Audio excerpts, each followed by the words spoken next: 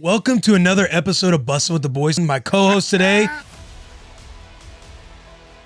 Jelly Roll. Jelly LaWan. We're mentioning earlier that this week's better than the last. Are you talking about the depression? I hide behind entertainment. You're always going to have like these shortcomings because you think there's some finish line everywhere. I fear nothing because I have been where men are afraid to go. If it was left to Jason by himself, I would have already died. I would have already overdosed. A lot of people struggle with shit, whether they're successful or not. You know what I mean? It makes it real. And this is like maybe the deepest I've ever got on a podcast. Shall we turn the energy around? If 3 girls ever ask you to do anything, you say yes. I'm truly not just saying this. Coach Bissacia ranked the scariest horror movie villains or top 5 horror films of all time. Let me show you how different you and I are, as much as we're alike. Dude, Tom Brady. What is he, like 47? This year, 47, bro. I think he's 47. Only 12 years older than me. Ooh, buddy. Thank you. Welcome to another episode of Bussin with the Boys. I'm your host, Will Compton. My co-host today, Jelly Roll. Jelly LaWan. Jelly LaWan. Yeah, Jelly LaWan. Jelly LaWan today. You got to clap, JP. Yeah. I was yelling. Yeah. I didn't hear you yelling. The obligatory yay. Hey, before we get in the episode, you know what the deal is. Yeah. You know who our big time sponsor is. Oh, dude, listen, man. That Chevrolet. That boy's built like a Chevy. Oh, man, I'm telling you, guys. The Silverado is strong, advanced, dependable, and hardworking. It's football season. We're in full Spooktober swing, and it's time to up your tailgating game with the multi-flex tailgate on the Chevy Silverado. 6 convenient configurations will give you a step up on your tailgate game. There's a primary tailgate, which opens up with a push of a button on the key fob or from the inside of your truck. The inner gate folds down to a large step for easily getting in and out of the bed. I know, Jelly, a man of your size, you need the tailgate where it steps down. You take a couple steps. To get up in that tailgate. It makes me want to tailgate. The inner gate folds down, allowing you to reach farther in the bed. It can also become a desk or a surface for your tailgating meal. The Chevy Silverado is modern and advanced with a ton of grit, a partner in getting things done. It is as strong and dependable as the people who drive them. You, the tier ones, the wolves. I almost cursed right there. Not going to. The strongest, most advanced Silverado ever. Go to a Chevy dealership near you. The boys, we choose Freeland Chevrolet. We go, it's a local spot. You go down south a little bit. They take care of all your needs. They take care of the boys. Let them know that the boys sent you. Their service or sales, new or used, they've got it all. Head into your local dealer and tell them the boys sent you. And you might get a free tailgate. You might get a free trailer hitch. You might get a new free Chevrolet. You might get one of those BOGO deals. Buy one, get one free, depending on the day. I've heard they're giving away Silverados with the purchase of one. Don't quote me. That's just what I'm hearing. Jelly, how are you, bro? Dude, I'm awesome, man. I'm actually I'm better this week than I was last week, and that's the goal, right? Yeah, I'm glad you made it. I was getting worried. You texted you were ready to come on the episode. I texted you late last night. Hey, you want to come on Bussin with the Boys? You were like, yes, sir. I texted you this morning at probably 8:30 in the morning. Shit. Don't get a response. I'm like, hey, it's 1 o'clock good. Don't hear nothing from him. I get done with my workout. I'm sitting there looking at my phone. I'm like, oh, Jelly hadn't texted back yet. I'm like, I bet you this man's still sleeping. I shot him the eye emojis. I'm like, hey, wake your ass up. And you're like, oh, perfect time. My alarm just went off. I had my alarm set for like 11:40. And then you woke up. I woke straight up. I had to jump on this call at 12, and I shot straight over. You know the best part was I didn't even need GPS, son. That's how local I am. I was just like, you were like, you need to get here. I was like, no, it's the same spot, right? And just literally. Yeah.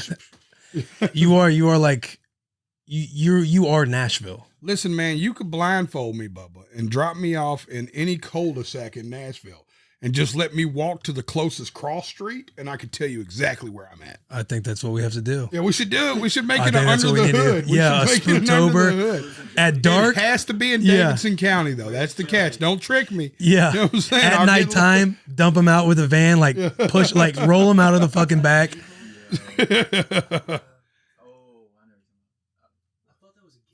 What? No, we used to do it in high school. You like blind. Hey, take the mic, Jack. Excuse my voice, but What's wrong with your voice? You been doing cocaine, young man? Jack's like, damn it, my dad's I know that voice. Tennessee game, Titans Monday night game, Vols losing to Bama, and then yesterday. It's just been a long week. He's a very emotional fan. But it's a game. You get 10 minutes. You started we started our high school, and it's like split up half and half. if you're on the team that's blindfolded, you get in the car and then you get 10 minutes, drive as far away from that point as possible. Then you get dropped off. So you get dropped off and then you're not blindfolded and you got to figure out how to get back home. So it's the exact same concept, but so it's a good time. Oh, yeah. I know that me and Garrett, we're right with Jelly. We could get dropped off in any spot in town. And I'm getting the fuck home. We I find know it for sure. easy. You know what I'm saying? For sure. We're getting home. When you were mentioning earlier that this week's better than the last, are you talking about the depression? Yeah, I just had a rough week. You know what's funny, man? I posted that tweet and I just said depression is real. And first of all, Pops, Taylor, first person to text me, which I thought was sweet. Because I was going to text him the week before to make sure he was okay after that injury, but I was like, man, I bet his phone is fucking going nuts right now. So, but I just thought that was cool. I didn't see the text till quite a few days later just because I was just not fucking with my phone. But it's like I told my wife, the amount of times I have the courage to post something about depression versus the amount of times I'm depressed is crazy off, right? Like I am way more depressed at times than I have the courage to just be like, you know what? I hadn't posted on social media in like 2 weeks. I think I should just at least be like, just don't feel like posting, y'all. You know what I mean? And plus I try to do that because I hate that like social media is like this capture of the coolest moments of our lives, but never the bullshit. You know what I mean? So it was just, yeah, but I feel good this week. I felt a little better, man. I kind of came around this weekend and kind of focused on some stuff, and you might not know it by looking at me, but I'm down like 25 pounds from the last time I was on the bus. Really? Let's fucking go, dude. Thank y'all. I have been focusing on that. I have been, even though I'm sitting here a little hungover, drinking Revitalite, I've been drinking less and smoking more, and that's been helping me. It keeps the munchies down at nighttime, though? You know what's crazy, man? I'm one of them old school potheads that don't want to eat when I'm high because, like, I'm not fucking this buzz up. I paid all this money for this fire-ass weed, and I'm going to go fucking eat a honey bun and fuck this buzz up? You're crazy, dude. Fuck you, man. I'm going to stay high. I don't eat. Yeah. I'm more likely to eat on cocaine than I am on fucking weed, because that cocaine high, sometimes you're like, I wish this would slow down. You know what I'm saying? Where that weed high, you're like, I think I want to get a little higher. You know what I'm saying? I don't want nothing to get in the way of that buzz. It's the reason I don't smoke blunts. When you did partake in the beautiful fruits of pot, was you a blunt guy? No, I didn't. For me, it started with like an edible. Yeah. Because the first time I did, I was with like, it was D'Angelo Hall, and it was on my birthday. It was on my 27th birthday. Is the first time I ever partook in the weed category. I was always one of those kids growing up too, to where you were just like against it, and you kind of like judged your buddies who did it. Right. Real fucking hardo back in the day.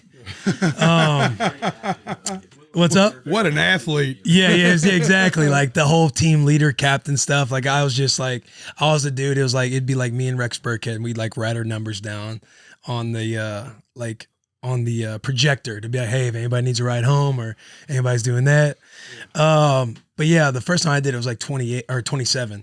And I've never really, like, when somebody talks about like blunts and this and that, I never really know like the difference. Yeah. Well, it's like, for me, it's the same concept of eating after I smoke is like this beautiful herb that just tastes so incredible and just changes everything about how I feel.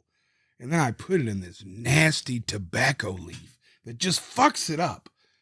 You know what I have no clue. Judgmental towards people that, like, if you're smoking a blunt, it just look me in the eye and go, it's not good weed, man. The weed sucks. You know what I'm saying? I'm just trying to cover it up. A blunt is weed wrapped in tobacco leaf? Yeah, for sure. Okay. I feel like I'm giving an educational course. I'd like to welcome y'all to this week's episode of Dare. You know what I'm saying? Yeah, dude, my first time. The best part is he's like, I didn't really do that until I was 27. Fast forward 10 years later, and me and Will Compton are walking out of Zany's puking drunk together. Dude, my first experience wasn't like my favorite because, again, it was on my birthday. D'Angelo. Now, was it weed? We talked about it once before, but I can't remember. Was it weed or was it an edible? It was a joint. The first time was a joint. And then people were trying to talk like, oh, an edible will be better for you. Like, it's more of a body high than it is a head high. What a lie. What a trick. Yeah. Listen, boy, somebody was walking you right off the cliff, buddy. That's what somebody was just, come here, boy. You know me, I'm gullible. Gullible. Like, okay, yeah, of course. Oh, dude, it's the worst, man. You ever took like too many edibles? No. There's a moment where it goes from like, it gets like, psychotropic, is that the word? If I'm not like the language. Sounds like when you make up when linguist you're or whatever they deep. call them, a linguist or whatever. But yeah, linguinist. And that got something to do with sushi. But yeah, Pasta. Right. Okay, yeah. That's the opposite of sushi. What is that, sushi? Fuck, you think I'd at least know about food? You know what I'm saying? But yeah, it's like fucking. It turns into like, listen, at like 500 milligrams for me, I might as well trip acid. Hey, You know what I'm saying? Like, that's how it feels. Hey, 500 milligrams? I took 500 milligrams one time and fucking thought I was dying. I could hear my organs moving. You know what I'm saying? And I've been pretty bad to those organs, so they didn't sound great neither, man. It was stressful. Dog. I'm just thinking 500 milligrams?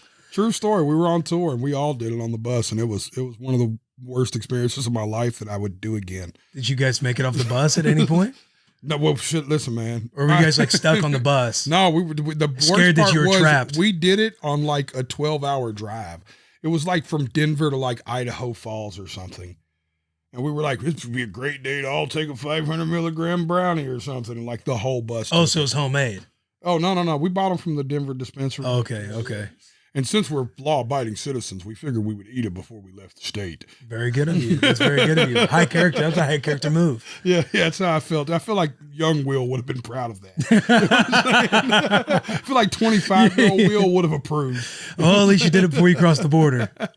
Oh, that's funny. Before we get too far away, I love podcasting with you, man. I do want to ask, before we get far away from all the depression talk, when you're having a downtime or a down week or a down couple weeks, are you, and you're like, I'm having a better week this week, are you identifying what's going on, like why the downward stuff happens? I'm starting to take more time to do an assessment of what triggers it. The weird thing about depression is, and some people out there will know this, is that you never really, I wish it was clear cut as like, I got a bad phone call. Or like I had a bad thought. You know what I mean? And I think sometimes there's an underlying thing. Mm-hmm. You know, like it was my dad's birthday last week. So that's like, you know, it's like for 34 years, I called this dude, you know, every year. Same day, same time, met him at the same bar. You know what I mean? Like it was our thing, you know, but it was like, but I think sometimes you just don't really know what triggers it. And what I'm learning about myself is, and the more I understand it is, one, I'm more open to talking about it. Because it's almost like just kind of relieving, even to sit my wife down. I don't sit her down and talk about it. And last week I sat her down, I was like, I just feel like shit. I was like, I don't feel like doing nothing, you know? So I don't feel like leaving. I don't like answering, like doing anything feels like a chore. Like anything, like getting up to go get food was like, fuck, man, I don't want to really walk to the front door and get that sandwich I ordered. You know what I mean? Like, you're just like, fucking, you know. The phone doesn't matter. But what I've learned about me is a lot of my stuff is rooted in, I think, like, I don't know, I'm like really thinking about it right now. It's like, I think a lot of my problems come back to my personal stuff is stuff that I either just never dealt with or that I don't deal with. I hide behind entertainment, right? Like humor. Right. Even right then we start talking about depression. It's like, let's talk about pot brownies instead. Way cooler. Yeah, right. You know, it's like I immediately go into like, or even then, as much as it's helped me writing music with my depression, I think sometimes it's also enabled me from dealing with it. Because I'll be like, oh man, I feel really like shit. Let's go write a song. And it helps because it's that instant gratification of getting that immediate feeling out. But then it's like you never really sat down and, you know what I'm saying? Yeah. Looked inside of yourself as deeply. You know what I mean? It was like almost like you're rushing to get it out. So like, let's just go write it right now. You know what I mean? But it's not like actually sitting down and looking inside of yourself and like doing a real evaluation. And I know this sounds corny. And I used to get mad when motherfuckers said this, Will, but they were like, just when you're depressed, just go outside and walk. And I'd be like, fuck you, man. And I actually went outside and walked this week. And I felt incrementally better. Like literally was like, you know what? It's all right. You know what I mean? Like it's going to be okay. Like, you know, I busted a little sweat, got my heart rate up, got inside of my own thoughts. I also thought about this. How much time do you spend? Sorry, I'm burping up tequila. I had a fucking night. This is a kid show. Yeah, right. Fucking, Oh, goodness. I just hope I don't have to shit during this podcast, man. It's bubbling. If it gets too hot in here, it's happening for sure. How many times do you get the opportunity, and how much has meditation helped in your career, if at all? Meditation, any form? Mm-hmm. Like any time, just like will by will self. The first question is, how often do I do it? So I will pretty much, I would say, I won't say every day, just to sound like, again, not to sound like a hardo, but I'll say probably at least 4 times a week I'm doing like breathing exercises. Right. And that's a form, even though sometimes I look at a clock and I'm trying to, like, sometimes it's breath holds and things like that.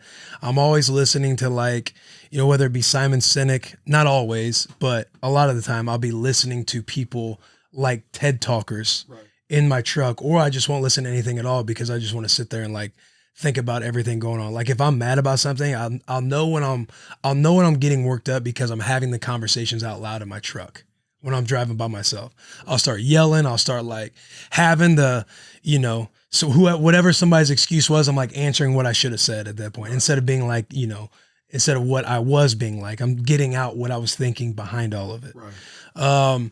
And then I just try and sit there and think about like, why is it bothering me? Right. But I'll say how much it helps. Like, I feel like sitting with yourself helps insane. It's new to me. It's a new concept to me, and I've been talking to guys like you and hearing your thoughts on it means the world to me, because it's something you talking about TED talkers. I've got into that. I'm gonna fuck his name up because I'm fucking hungover and I've been fucking up every name today. I called sushi fucking Alfredo pasta at the root of not saying the right what word. Is that, sushi? And I was trying to say something about the English language through all that, but Dondapani. He never actually says his name. He's never like, hello, it's Dondapani. But it's something like that. Is anybody familiar with this guy? He's a monk. It's Dandapani or something. I don't think so. So it was like, it's like kind of like this monk lifestyle. Because I used to listen to Jay Shetty a lot, which is another guy that comes from monkism, or if you would call it monkism, I'm not sure. Making words up today, y'all. I love how innocent he was saying that too. Monkism. You know, I was like, it just sounds right. If Marxism is a thing, then why wouldn't monkism be a thing? But it was like he was real big on like sitting with yourself, like sitting with your thoughts, and like, because normally I like to, like, even when I talk on the phone, I'm a pacer. Mm-hmm. Like I get up, like if it's a serious conversation, I want to get in the truck and ride and talk, or I'm the dude that you'll just see, you know, walking very. I can never have a conversation when somebody's by me or nothing like that. Yeah, you just got to take a lap. Yeah, exactly. I got to saunter up and down the driveway by myself. You know what I'm saying? I'm sure yours is a little more hasty, but you know, mine's like a little light saunter. But it's like, it's just, you know, it's like, and it made me realize that sometimes I get so caught up in dealing with my emotions in so many different ways that I never actually take the time to think about how I'm dealing with them. Because I'm still old school. I'll get in the truck and roll up a joint and like put on James Taylor and just ride a back road and just clear my head. But I'm thinking about it. I'm thinking and I'm smoking, but I'm listening to James. I'm doing so many other things that I'm not fully thinking. Like you're escaping. Yeah, I'm kind of escaping. I'm sorting through it and I'm getting my shit together, but I'm not like actually sitting in a still, quiet room going, how the fuck do you feel about that? Why did you have that reaction? Why did you slap that guy on 2nd Avenue when he called you fat the other night? What was the trigger behind that besides alcohol? You know what I mean? Mm-hmm. So it's like I'm trying to learn to do that through my depression now. I'm trying to find the time to actually go get in my thoughts. You know what I mean? Yeah. And this him. That's my guy. That's my dude right there. That's my TED talker. You got to check him out, man. No, yeah, that would be awesome. People that I've been on recently is, like I said, Simon Sinek, but like we've talked about him recently too. Is Naval Ravikant. And he's got Simon Sinek. Start with a Y. Is that the name of the book? Yeah, that's the book. Incredible book. That Leaders Eat Last in the Infinite Game, because a lot of times we're like, you know, the way he explains it is like there's a lot of people in the infinite game trying to play these finite games. Right. So in a finite game like football or baseball or any sport, there's rules that are agreed upon. There's players that are agreed upon, like, you know, when the game starts, you know, when the game ends, all of that. So you always know when that game's over with, you're able to see it for what it was. And there's a lot of times, like in business and in life, like people see it as a game, like they have to win. And he's like, there is no winning in business. There is no winning at life. Like it's just never ending journey that is always happening. Right. And until you like essentially build yourself from the inside out, you're always going to have like these shortcomings because you think there's some finish line everywhere. An example he uses, he was in a car with somebody from like Apple or Microsoft. He was listening to these people speak at Microsoft, and all they were talking about was how they were going to beat Apple, where their numbers were against Apple, and everything else. And this was back when the Zune was out. It's a Zune, right? And he was in a car with somebody from Apple after this speech, after all these talks. And he had the Zune in his hand. He told the person from Apple, hey, here's the new Zune product. This is better than the iPod. And the dude from Apple was like, I have no doubt. Because he was saying fundamentally the people from Apple, the reason they are where they're at right now is because they know that along this entire road, like they're going to be behind at some point. But the way he's explaining like the infinite game and all these finite games and all these different things, I don't know, it helps me compartmentalize sometimes. Like, let me identify what game I'm trying to play, because usually a lot of times like that's when I'm like either like anxious or I get anxiety because I'm like looking the people next to me, in front of me, behind me. I'm comparing too much and I need to like reel stuff in. Right. You know what I mean? That's great. I need to read that one. I read The Start with a Y, and I apply it to my music. We talked about on this podcast before how every song to me has to have a Y, but I've never read that one. Yeah. It's The Infinite Game. This one's called The Infinite Game. Okay. Dope. But Legos, don't let me forget that, Bubble. I'll shoot you the links of those books too. Oh, yeah, dude, I'll check them, man. And just some of the YouTube videos. Like I get a lot like you get more from reading, but I get a lot out of like listening because I haven't found like I get to my head goes everywhere like when I'm trying to read. How many times have you had to start back over on a page? Oh, so many times. Where you realize I just read a whole page and didn't read it. Yeah, because Like, somebody drops because somebody drops a dime in there, and then I just start thinking about my own life and how I can do this or that or the other, and then I'm like, well, I've just went through a couple pages and not read them. I've been working on reading again too. That's something else I've been trying to do to combat my depression. Yeah, dude. I used to love reading, man. I kind of have gotten away from it because of being busy. You know, it's like we got 1,000 excuses why we don't have time to do shit. 100%, dude. It's like reading to me is like a waste of 30 minutes to an hour of a day. If I only got 24 of them, I'm sleeping for 8. I'm sure, I'm just like really thinking my hours of the day through, and reading doesn't fit in there.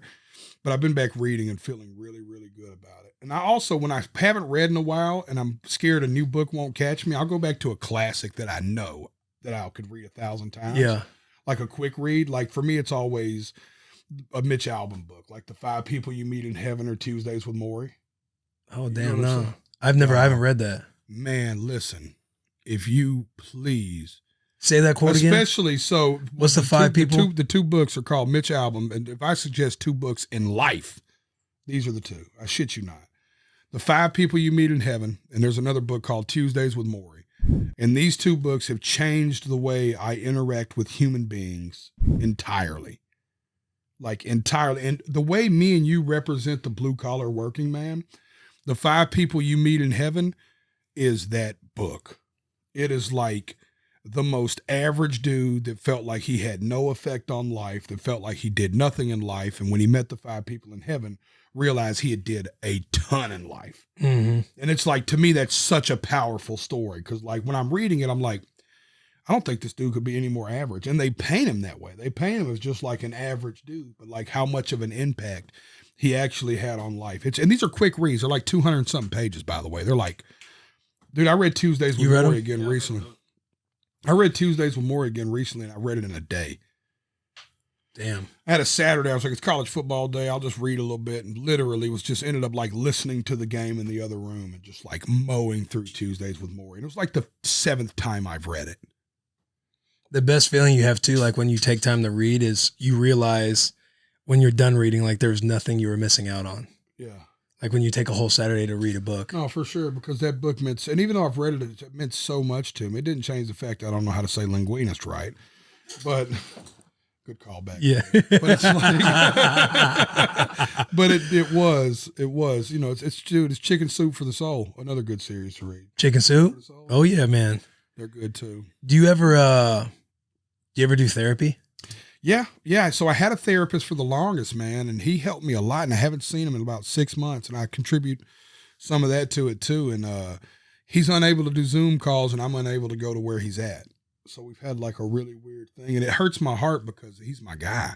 Yeah. I don't think I'm allowed to say his name. I'd like to call him out on his shit. Like, make time for me, fucker. Put me on Zoom. But because he was like you know what? He's the first therapist I ever had that like cussed at me. It was like he was like, just fucking stop. He was like, you're fucking full of shit right now. And I was like, you're right. I'm just kind of feeding you a line here to get through this session. He was like, yeah, man, just stop that shit. Just leave if you're gonna do that. I don't care about the $100-something. He's a fucking big old Memphis dude. Gangster.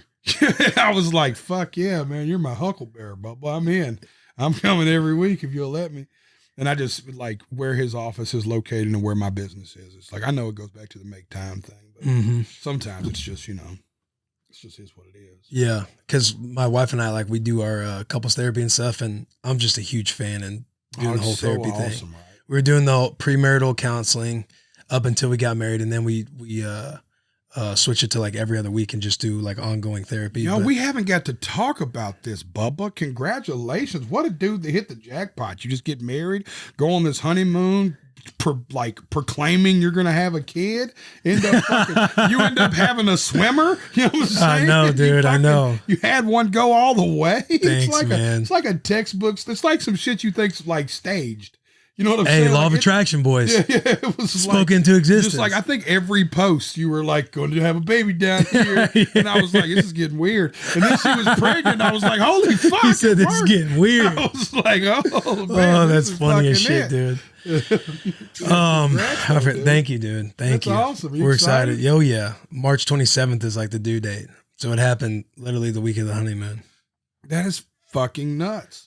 Yeah. Yeah, dude. It's like every time I've ever tried to have a kid, it didn't work. And every time I tried not to, I got one. You know what I'm saying? It's like I got the opposite story of you. Yeah, you always feel too like, and I know I was out there talking about it, like, messing around with the whole speaking to existence thing. And then when you do have one, you're like also cautious because, people are actually trying to have them and not to make too much light of it. You know what I mean? Yeah. It's like a weird back and forth. Be proud of that swimmer, dog. Don't worry about that. I hope she's good, man. It's a baby girl, too. Oh, dude, they're great. I hope she's smart. Yeah. Listen, man. Volleyball, I'm hoping. Soccer. I got a boy and a girl, and I treated them. I realized that the father in us will instinctively treat them different. And I didn't realize this until this happened. I might have talked about this. I don't think I did it on this podcast, but my daughter, the first time she fell, I remember vividly picking her up, kissing the boo-boo, talking her through it, just being like, you're going to be okay. Don't cry. Relax.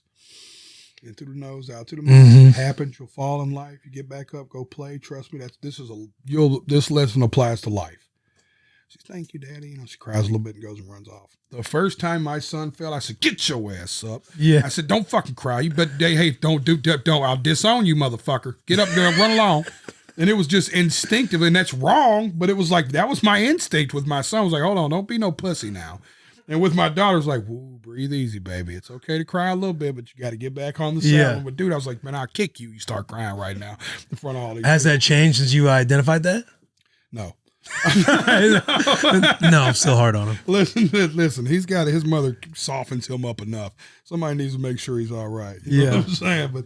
But no, I try to go less hard on him, but it's just the way I try to go less hard on him. Yeah. The way I communicate with him is totally different though. Right. Even when I'm being like conscious of it, it's like you're still like, it's like it's like the boys. It's like you're talking to your little dude, man. You know what I mean? So it's like it's a little different. Like I still hug him and love on him like I do Bailey, but I'll also punch him in the arm. You know what I'm saying? Yeah. It's just I don't think about it. You know what I mean? You just walk by and go, what's up, Bubba? Hit him in the arm. I'd never punch Bailey in the arm. One, Bailey's crazy. She'd punch me back. She's 13 and wild. But it's like, you know what I'm saying? Yeah. But yeah, man, it's a different thing. You're going to love it, though. You're going to make a great dad. I hope so, man. Girl dad gang. I know, girl dad gang, bro. I know. You want to hit this cross-country mortgage read? Yeah, man. Yeah, for sure. I've never got to see it from this angle. Yeah, baby. Cross Country Mortgage is much like us at Barstool, a people-first group of people. Yes, they are dedicated to the fundamentals of mortgage lending, which results in fast, convenient, less stressful home financing and a refinancing experience. Listen to me, y'all. The rates are unbelievably low. Don't pay the bank to tell you anything they don't need to. Our friends over at Cross Country Mortgage make it super simple to figure out how much you can save on a monthly basis and over the life of your loan. The numbers be staggering. The numbers can be staggering. I said the numbers be staggering because I'm from South Nashville. And you don't know how much you can save unless you talk to an expert and figure it out. Click here, swipe up, do whatever you got to do. I think it's a click here now to learn more about the refinance and connect with your team over at the Cross Country Mortgage, who will make the process painless and as simple as possible to help you get money in your pocket so you can do the things with it that you like. Example, go to the big game, baby. Yeah, we're big on games over here at Bussin with the boys. The rates are at an all-time low. They may never be this low again. That's literal, y'all. These are big facts right here. The rates are at an all-time low. They may never be this low again. Call today for a fast, free rate quote. Our partners will save you a ton of money. Call today at our friends at Cross Country Mortgage. Cross Country Mortgage, again, I'm going to say it again because that's who's paying for the advertising. You can't forget the name. And you will have a free home evaluation. That's free just for calling. If you look like a star athlete, Cross Country Mortgage pushes through the entire lending process with blocks, and they'll help you figure out and get the ball over the line. Don't miss the winter. These rates are expected to creep up. Reach out to them and see what you can do and when you can connect with the Cross Country Mortgage team and tell them that Barstool sent you. Listen, y'all, go to crosscountrymortgage.com/Barstool to learn more about the future home buying experience and refinance of your current mortgage. Cross Country Mortgage LLC, with a bunch of numbers I don't understand and underwriting approval or something about some legal thing I'm supposed to read there. Cross Country Mortgage LLC, NMLS 3029, all loans subject to underwriting approval. www.nmlsconsumeraccess.org. That was a phenomenal read, Joe. Thank you, man. Until the end, which you understood and I didn't, which is, you know what that reminded me of? It was like when you give this great ad and it's like also may cause AIDS, herpessyphilitis. I mean, you're just like, it's like when you started doing that, Maybe I was like, life-threatening. Go check with the doctor. Fucking, you may die. I was like, what the fuck is happening here? I know we messed that up one time because I kind of said something similar, like I don't even know what all that means. Yeah. And then we got nipped the next week, like, hey, you got to read that last part. Yeah. You can mess with any other part of the read, but you can't mess up that last part. Don't fuck up the legal part. Don't fuck up the legal part, son. All right, we got some. This is tough. Because I'll tell you why this pod is tough for me right now. Because I love kind of talking about what we've been talking about. We got current event stuff we want to hit. It's a Halloween podcast. Hold on. Did you see Halloween yet? I saw it. Hang on, I don't want to go there yet. Okay, sorry. Because I'm so anxious. I have kind of a one last question. Like I kind of want to stay in that conversation for a second. Okay. Because I'm interested. When I saw you tweet that, I saw Ernest get on it too, and you talk about depression being real, which I'm 100% on board with. Do you my first question? Are you is clinical depression like a big, like a huge real thing? I know that sounds ignorant to ask, but I'm just curious. Is that I'm looking at you guys too, like you guys would know as well. I would believe so. How's that doing on the mic, by the way? I would believe so. Like, is that what, are you diagnosed clinically depressed, or you go up and down a lot? Like you have not to for lack of my own knowledge, like bipolar to where you just go up and down. Right. You're riding some roller coaster. I think I'm more of an up and down guy. My mother is, back in the day, they called it manic depression, and they've since called it bipolar. My mother battled depression my whole life. So I also, when I talk to my therapist, sometimes wonder if that's the root, because sometimes we mimic what we know. Mm-hmm. And it's like, that's what I knew. I'll give an example, and this is crazy personal. And I joke about it a lot, but it's real. I can count the number of times on one hand as a child I seen my mother dressed and outside of the house. Damn. On one hand, I can count how many times I've seen her dressed and out of our front door. And sadly, one of those times was whenever I was 16 and a half, 17 years old and getting charged as an adult and juvenile, and she had to come to court. Just because of the manic depression? Yeah. I've seen her get out more in the last 5 years than I did the first 30 years of my life. Jesus, man. You know? And it was ingrained in her, she was extremely depressed. Getting her outside of the house is one thing. It was months on end, I wouldn't see her outside of her bedroom. I would literally have to go to her bedroom to where she would hold court. She just did not. get out of the house. That's probably hard to see too, growing up. Like Well, that you know, being your it's- mom and somebody you really look up to. That's probably hard to see all the because time. that's my mom, dude. You know what I mean? It's like she was, and that's why I told you the story about the Bette Midler Rose at one time. yeah. It's like she dealt with her depression through entertainment as well. Like she would sit at that kitchen table when she would come out of that room and smoke a cigarette and listen to music and close her eyes and just, she wasn't there. And I was like, I want to make music like that. I want to do that. Like I want to help the way, because the doctors couldn't seem to help her. She took all these pills. It didn't change nothing. She went to the psychiatric hospital a couple of times. Never came back a changed woman. But music was something I could clearly see change her. This is like maybe the deepest I've ever got on a podcast. But music was something I seen change the way she dealt with her emotions, right? So I was like, well, maybe I would have been a doctor if the psychologist would have helped, right? Maybe I would have been like, I want to do that. I want to help that way, But music was the way I seen it help. So I was like, okay, well, this is what I can do. Then maybe music can help, It taught me how therapeutic music was. So I think that it's like with me, my depression just kind of has always been I'm either real manic or real low. I have an extreme personality, Will, like in general. People who meet me after seeing, first of all, Barstool, Bussin with the Boys specifically, one of the greatest fan bases on earth. The amount of times I see people in public that stop me and go, seeing you on Bussin is insane. Congratulations to what you and Taylor and the boys have built. Dead ass. But it's like, what was I saying before that? I'm high. You were talking about your mom's depression and how you saw the music change it, and then you were starting to talk about yourself, the way you deal with your depression. Yeah. Sometimes it's manic, sometimes so it's like back to my extreme personalities, but people meeting you out in person. But I think the reason I thought about that was because they're like always cheering for me, and they're like, because we're deep on the podcast, sometimes they ask real pointed questions. Hey man, how you doing? What's up with that, man? But it's like I deal with things in extreme measures. But I said that too about them boys, because when they meet me out, they're like, damn, you're exactly how you are on a podcast. Like you're kind of erratic in life. You've been with me. Like a few of y'all now have been out with me. Like I'm kind of this way. This is who the fuck I am. It's not like, oh, turn it on, I'm getting on the bus. You know what I mean? Or, right. Whatever. It's like, but it's my extreme personality. The other side of that extreme personality is when I go to the house and just don't answer nobody's phone call for 3 weeks. You see what I'm saying? Yeah. I'm either on or off in general. Like that's my thing. Like I'm either dieting and trying to lose weight and actively care about living, or I don't give a fuck if the plane crashes. You see what I'm saying? I'm either going out to get fucking absolutely shit-faced, or I won't have a drink tonight. We're either going to sit here and do an entire bag of cocaine together, or I'll pass. You know what I'm saying? Yeah. Like, oh yeah, I know what you mean. It's like, this is my personality in general, right? I'll do this entire bag of Coke. You know what I'm saying? Yeah. It's like either we're going to go for it, we're going to sit here and rip little slugs and gator tails together, or I'm not fucking doing no drugs tonight. Yeah.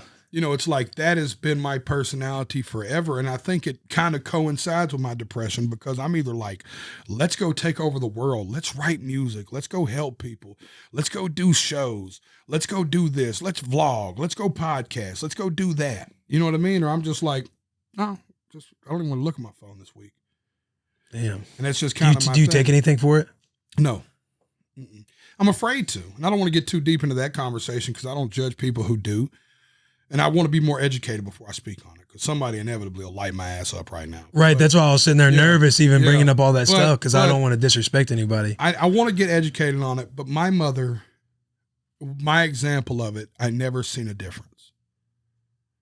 And I have other examples in my family who have followed my mother's footsteps that I don't want to say their name, because I don't want to put them on Freight Street like that. But I've got real siblings who are just like she was, that I love to death and talk to all the time, that are just like, I can't figure out how to get out of this funk. And I go to their house and they have, 25 pills on the counter. So it's like, for me, it's more like talking, communicating, coming on here and doing this. You text me like, yo man, can we get into the depression today? I was like, yeah, I actually feel so much better talking about it. To be honest with you, having stuff like this and last night, Joe Rogan and Chappelle get me out of it. It's like purpose driven all of a sudden. It's like, okay, I got to get up and, this is deeper than myself. I got to get up and get dressed and go do something. Like, I got to go maybe somebody out there watching this is like, man, I needed to hear that. You know what I'm saying? 100%. So it's like it becomes purpose driven. Yeah. And for me, it's like, if you leave it up, like I live for my family, I live for people.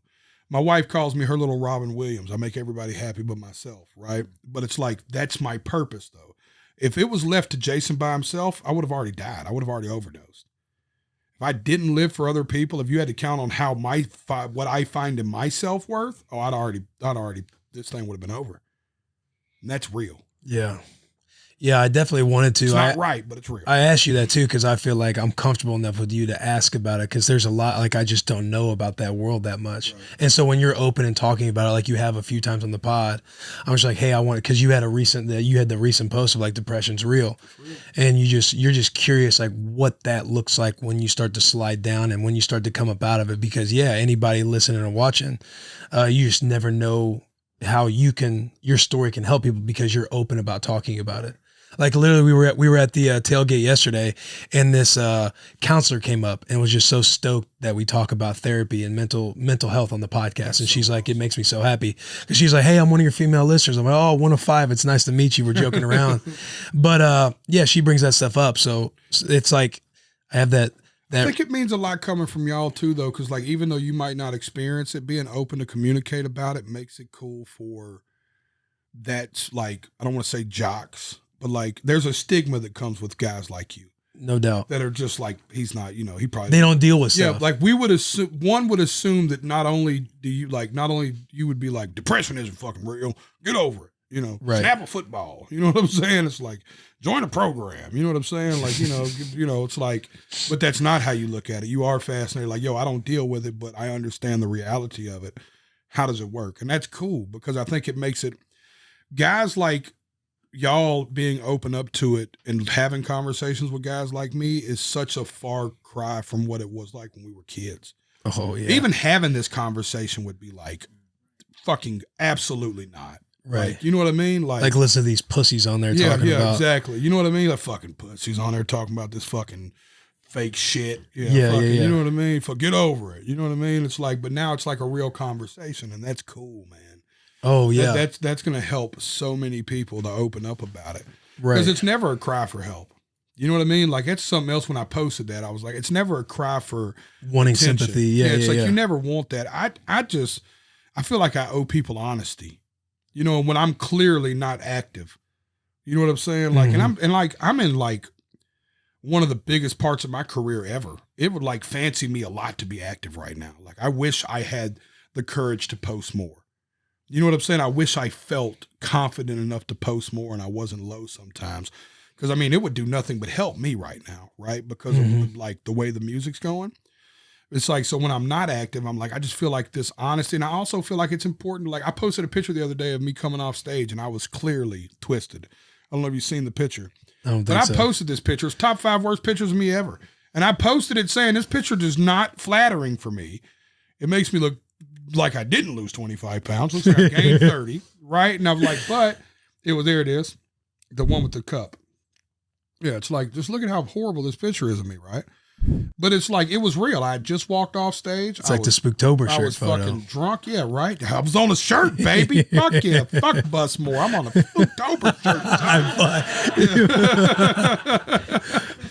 But it's like, to me, I wanted to post that picture because it was like real. I wanted to post something that was like a picture that I wanted to intentionally post a picture that I wouldn't have posted. Right. That I was just like, oh man, this was a real moment though. I was really coming off stage in Detroit, fucking feeling myself. I was drunk. I was on 10 and I was fucking ready to go. You know what I'm saying? And look at me. This horrible picture. You feel me? But I don't know, man. It was like, I want to be more intentional about posting the real shit, man. I think people get into it. Like, I don't know. I think it's good because you are having a lot of success with like your new album and like all your new music coming out and everything else. And you are seen as somebody who's ascending, right? Yes, and so when you talk about depression, when you talk about like intentionally wanting to post stuff, especially when you have anxieties and deal with like, whether we all want to admit it or not, we all deal with like how we are perceived a lot of the times because of this made up world that we live in with social media. And it's it's cool to see somebody like you do that stuff because you're showing like the actual human side of everybody. So when somebody is watching and looking at it, they're like, you know, he's not somebody who just posts all the glamour, to where it looks like his life is just perfect all the time. This is somebody who struggles because a lot, like you said, a lot of athletes and a lot of players are now talking about mental health and stuff that they struggle with because we are all human beings. Like we all get to spots where we're making certain choices, right? And for me personally, I'm always not fascinated like, oh, this is awesome, but like I'm always very curious about like where it starts to go a little sideways or left for somebody like you. Like I see you as a friend and stuff. So when you're tweeting and stuff like that, like your immediate thing is like, hey, how are you doing? Like, how's everything going? How, is there anything anybody can do? But you just never know what somebody, how they want to reciprocate that. Right. But I think it's dope that you do that because again, a lot of people struggle with shit, whether they're successful or not. Right. You know what I mean? It makes it real. Yeah, it has no it has no discrimination. Mental health has no discrimination, man. I've seen it hit every color, race, denomination. It's just real. It's just something I think everybody's dealt with it in some weird way, in their own way, and I think people just work their way out of their funk better, and some people are just better at coping, man. Mm-hmm. It's like I'm learning. I think a lot of it for me is finding. I said this to you a minute ago and didn't realize. It was like an epiphany when you ever said something that you have thought about and was like, that's real. Like it's self-worth for me, I think sometimes I don't find value in self, right? It's like I found value in what I do, but not who I am. You know what I'm saying? Oh, yeah. Like, and I think that sometimes that causes it. I just really, like you were a therapist for me right now. Like I thought about that when I said that to you. And I was like, yeah, if I was left to my own self-worth, I'd already died. I'd have fucking probably overdosed on drugs. It's just lack of caring. You know what I mean? And at that moment, I was like, that's real. I find a lot of worth in what I do, not who I am. You know what I mean? Mm-hmm. And that's a fucked up thing. It's like the identity thing. You ever been to a bar and like the male thing is the first thing when we meet another male. First question we ask. What's the first question you ask a male, right? Just meet each other. Just at a bar, having a drink. Hey, what's up, man? I'm Will. Hey, I'm Jelly. Like, what do you do? What do you do for a living? Yeah. That's where we find our identity, right? We immediately find our identity in what we do for work. You know what I'm saying? And I think that's some real male shit because girls don't do that. They immediately compliment each other. I fucking love your hair. That lip gloss is fire. Where'd you get them shoes? That's immediately what they do. Not dudes. What do you do for a living? First question we ask each other. You know what I mean? Yeah. No, you're right. That's wild. I'm like everybody. I feel like everybody's sitting here, and I'm immediately going to like my stuff. Like, yeah, it's crazy. I'm glad to make you laugh with that. Yes. I'm like sitting here like, oh shit, I need to come up with. I'm sitting here thinking like, I mean, he's dropping some real knowledge. Like I'm like listening to him, and then he just stops and he's looking, and I'm like, oh yeah, man. Hey, that's just crazy. It's real. No, it's like it's real though. It's just and I think I want to focus more moving forward on trying to find identity outside of that. I wish we'd focus more on what makes each other happy. Yeah. I wish that was the question. Like, are you happy? Because even when I ask people, are they married? The second question I ask them, are you happy? Fuck, we're all married, but are you happy? Yeah. Like all jokes aside. Tell you that they're not. Yeah, for sure. Yeah. No, it's a deep thing. It's like, what makes like, I think that's the conversations that I enjoy having at bars, which is my favorite place to have conversations. At bars? Yeah, dude. If dude, one of the greatest things I've ever experienced in life is traveling, is just pulling up to random bars and talking to the kind of person you would never think you'd ever have a conversation with, and just something about the common bond theory of being in that bar together. Yeah. Immediately is like, let's do it. And you'll just find yourself talking to the coolest people on earth. You know what I mean? I've heard the coolest stories.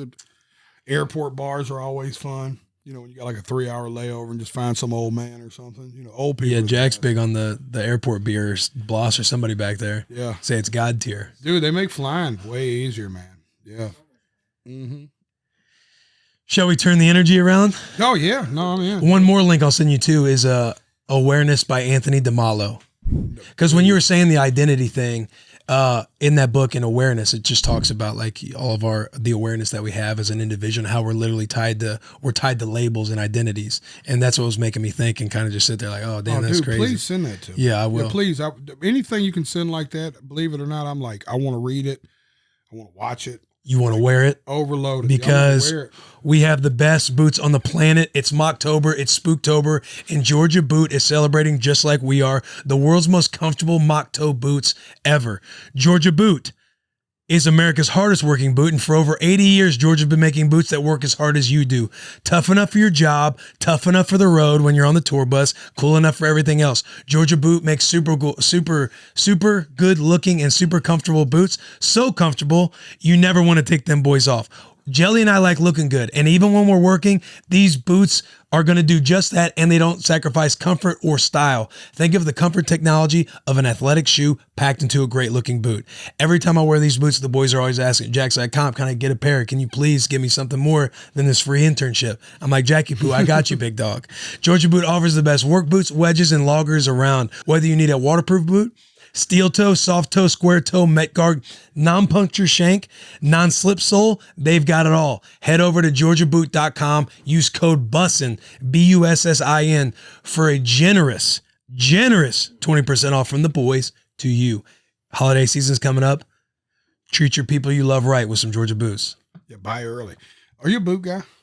Love Georgia Boot. Listen, I'm a boot guy. And I think I've told you before, I've wore a lot of Georgia boots.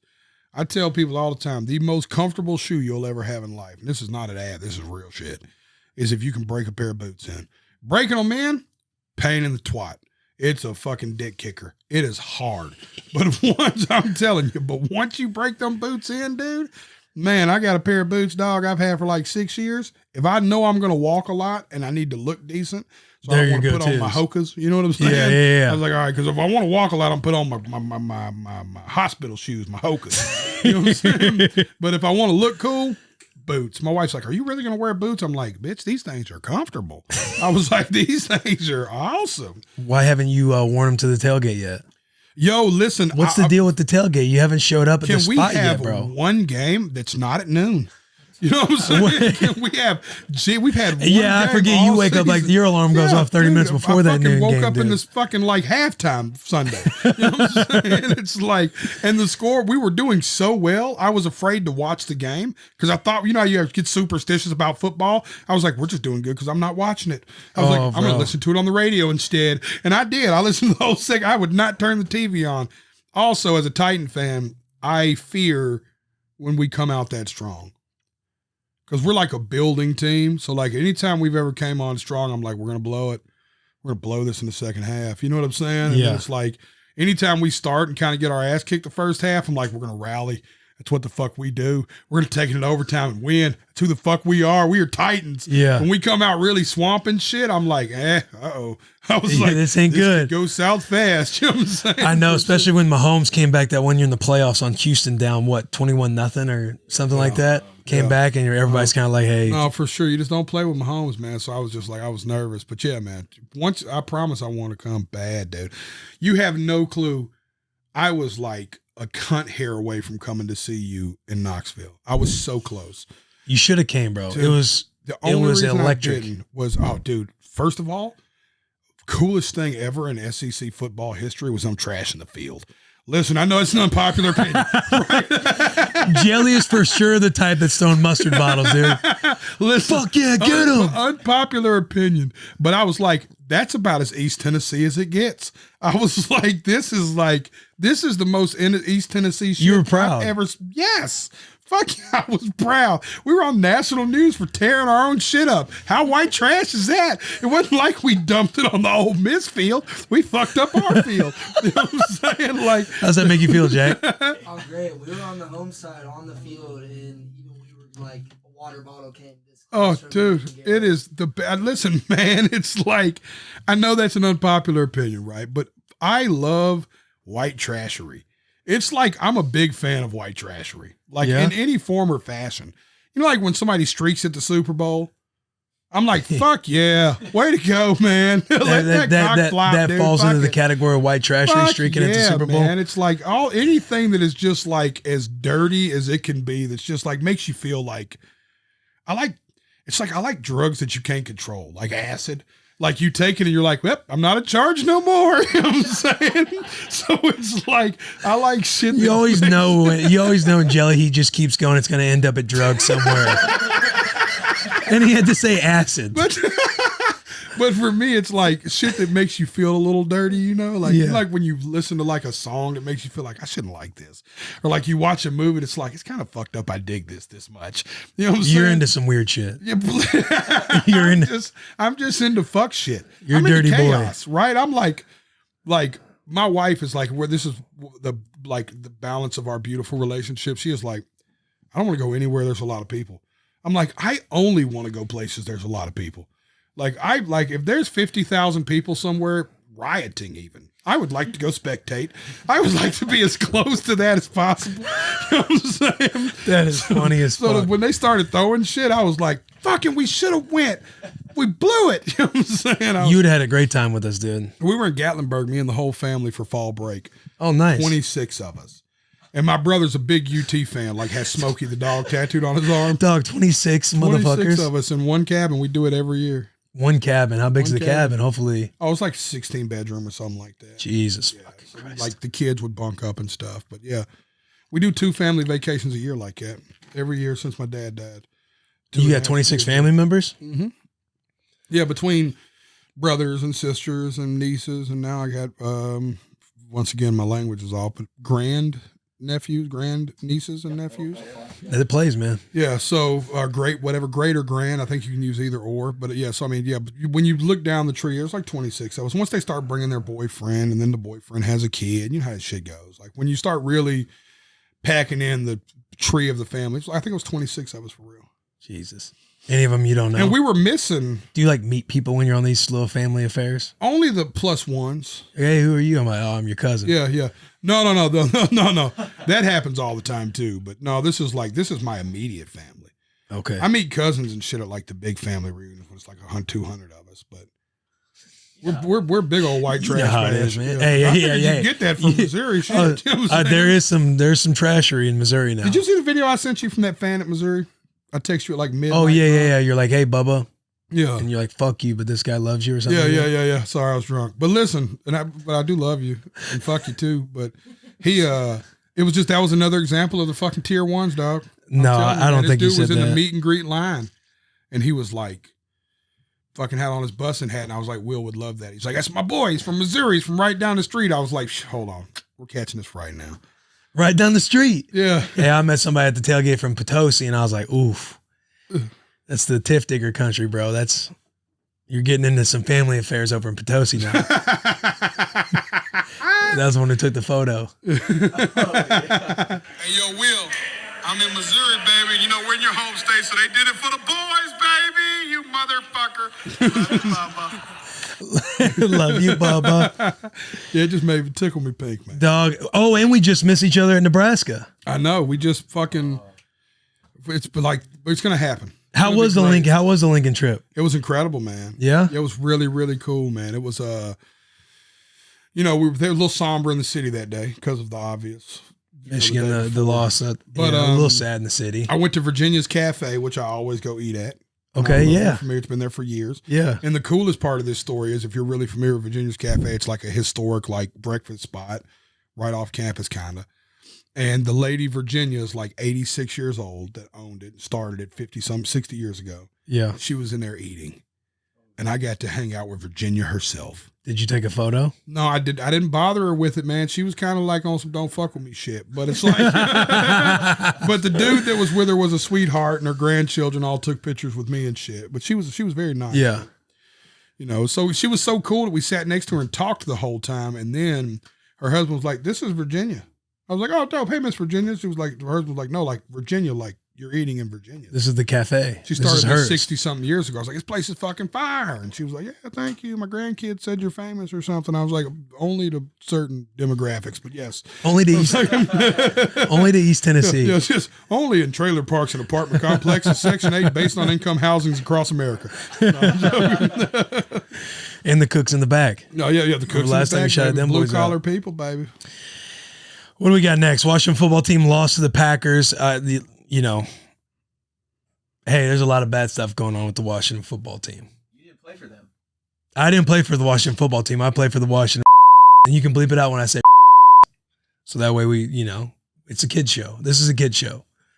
I can't believe Cleveland buckled. I I can't believe they're changing the name of the Indians. Yeah. Who else is doing that too? Are the Chiefs changing their name? Are the Braves? I'm going to tell you something about Kansas City and Missouri, and you know this. I think they would trip.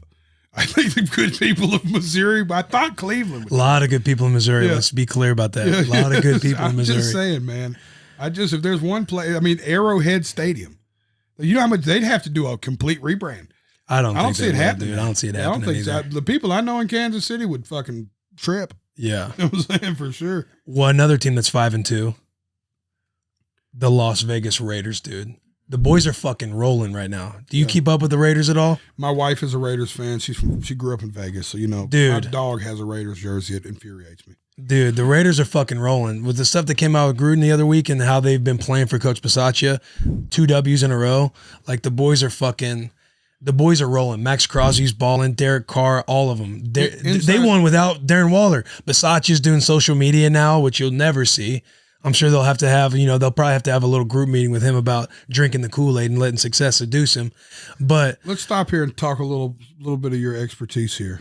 What's happening in that locker room right now with the Raiders? Give me the everything the coach went through. The coach steps down suddenly. You're on fucking fire as an organization. Not saying the new coach isn't doing a great job, but we know that the root of these boys winning is what's happening in that locker room. The boys coming together. Right. What's happening? So, and I'm truly not just saying this. Coach Bissacia, I want to say Derek Carr had a quote too. Like there's not a better, like he has every eyeball and ear in that locker room, like ready to essentially die for that man. Like that dude rallies the fucking troops. He was a special teams coach. He's always been a special teams coach. So he coaches both offensive and defensive guys. When I was there, dude, like the respect that this man has is crazy. Best speech giver in all the land. Dude hits you anytime he sees you and greets you. He's hitting you on the left side of your chest because he wants to feel your heart, is what he says. Wow. He's as real as it fucking gets, and I'm not joking. Derek Carr, he has the ear of the locker room. He has the pulse. He has the heartbeat, and he's our leader. We would love for him to still be our head coach for the future. And that's not like he's not feeding a company line. Right. He's not feeding a company line. Bissacia was also the assistant head coach, like while Gruden was the head coach there. So he's like, as far as how the dudes were in the locker room when all that stuff went down, when Coach Bissacia comes up and stands in the team meeting room, all the boys I know were like dialed in, like ready to go, because he's got the right stuff to say. Like he's huge on leadership. One of the best leaders I've been around when it comes to like being a leader over a group of players. Because you have some coaches, like you kind of just sit there and you hear them say their spiel and you're kind of like, I know this guy isn't like what he's sitting here preaching to be. Bissacia is about that life. And I am a huge Bissacia guy. I stand him. But the Raiders are in good hands. So, but tell me about the conversation with the boys before the coach gets in the locker room. Because there's a moment where the inmates can choose to run the asylum. That they're in there together and they're having a moment. It's like, so our coach is in trouble and he's out of here.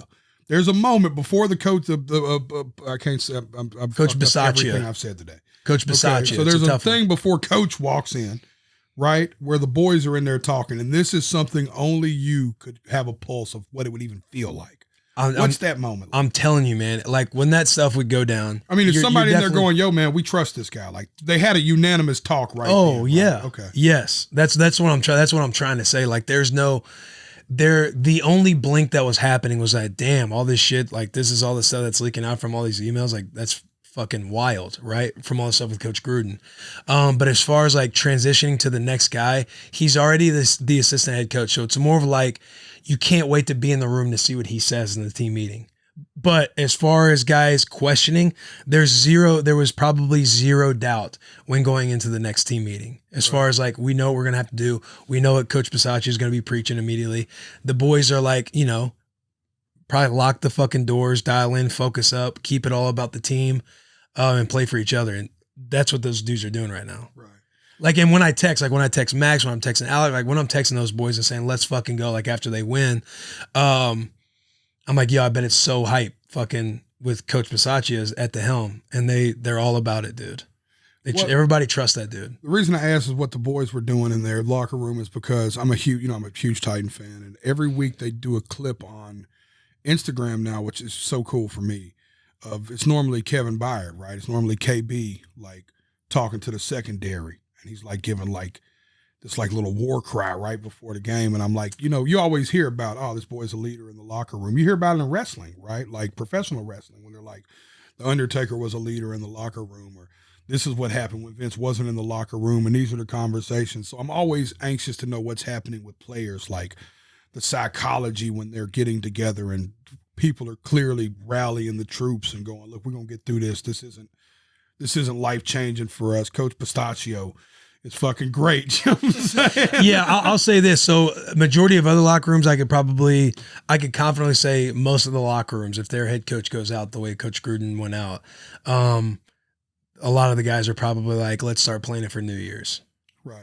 You know what I mean? Like, okay, let's get through the rest of this year type of thing. And it's showing now, but I'm telling you, that dude has the most respect in the world. You'd fuck with him heavy. No, dude, listen, I love everything about it, man. I just think it was cool for them to, what a fucking story. Yeah. You know what I mean? Like, I just couldn't imagine. I just try to imagine what that locker room's like, what the phone calls between players are like when they're doing that real how the sausage is made conversation. Yeah. The shit we'll never know. Yeah, you know what I'm saying? You know what I mean? It's like those movie scenes, especially like with the Raiders, like the way all the boys are feeling.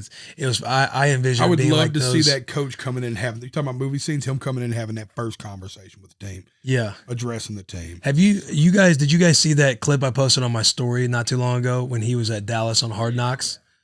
Juicy. Can we play that? Are we able to find that at all? Yeah. Can you type in? Yeah, you probably type in Bissacia Hard Knocks speech or something like that. Dude, this will give you a glimpse of what this man's like. The one time I did have a speech, while they're looking this up, I'll tell you this story. We were doing this big show in Kansas City, and I was like, we had Travis O'Gwen was coming from Strange Music. Yeah. And they were trying to sign me up to do Red Rocks with Tech Nine and to do the Tech Nine tour. And I was like, listen, y'all, we're in Travis O'Gwen City. This dude is the biggest independent CEO in independent rap music history. Keep the fucking green room clean. Do not get in no trouble tonight. Don't scream. Don't be weird. We need to be on our best behavior if we're going to get this show at Red Rocks, right? Yeah. I have this like heartfelt talk. Only time I've ever done this in my life. The only time I've ever gave my crew a list of rules, right? Yeah. Soon as the show's over, we get in a brawl in the casino lobby. A brawl. I'm talking about like two of my dudes go to jail. I get cuffed. Like they search the, like it couldn't have went worse. Right. And ever since then, I was like, I'll never give y'all fucking rules again. Burn shit down. Fist fight. I don't give a fuck. Do whatever. Because when I had that approach, nothing bad ever happened. Yeah, that is one night I funny needed us shit. on our best behavior. We ended up with like 4 fucking criminal cases. It was horrible. You're like, yeah, I'll never do that again. This is a very I'm not true the one to story. give speeches. I'm going to post the casino clip one day. You want me to try and search something, Alex? Yeah, you got it. I'm not being able to find I know exactly what's on. I want to say it was on, when I shared it, somebody had put it on like a TikTok or something. Yeah. This is coming out this week, right? Yeah, Wednesday. November the 9th, I make my Grand Ole Opry debut. Let's fucking go, dude. And in fact, if you'll send me this clip, this is how I'm going to announce it. Thank y'all. The clip of me getting invited to the Ryman, which was the Grand Ole Opry, which was another one that I was scared to post because I ugly cried. I thought it was too vulnerable. The clip went viral, and I was already invited, but I can honestly say because of y'all sharing the clip the way you did, they rushed me to have my debut. Normally my debut wouldn't have been for months and months and months, but because of y'all, thank y'all. Our Grand Ole Opry Jelly Roll, November the 9th. You got the boys going to be there? What we Come got? on, baby. Y'all What we better got come. going? You better come. Dude, this is big, dude. We better go, man. We got, was incredible, man. It was, dude, I was scared to post it. I was so like vulnerable in that. It was such a genuine, I posted it 5 days afterwards. So I kept watching it. And I was like, should I post it? And my wife was like, yeah. I was like, I don't know, man. I was like, internet's mean. You know what I'm saying? Like I could Dude, the just see internet is somebody mean as clipping shit. me crying and going when they run out of hamburgers at McDonald's. You know what I'm saying? And I was Yeah. just like, I don't want to. Yeah, we This found is the like clip. serious for me. We found the clip. Get your headphones on. Hey, figure it out. Hey, man, figure it the fuck out, dude. Coach Bissacia. I'm so glad we don't use headphones to do this podcast. I know. As soon as I put them on, I'm like, ooh, that don't sound good. There's 3 things in life.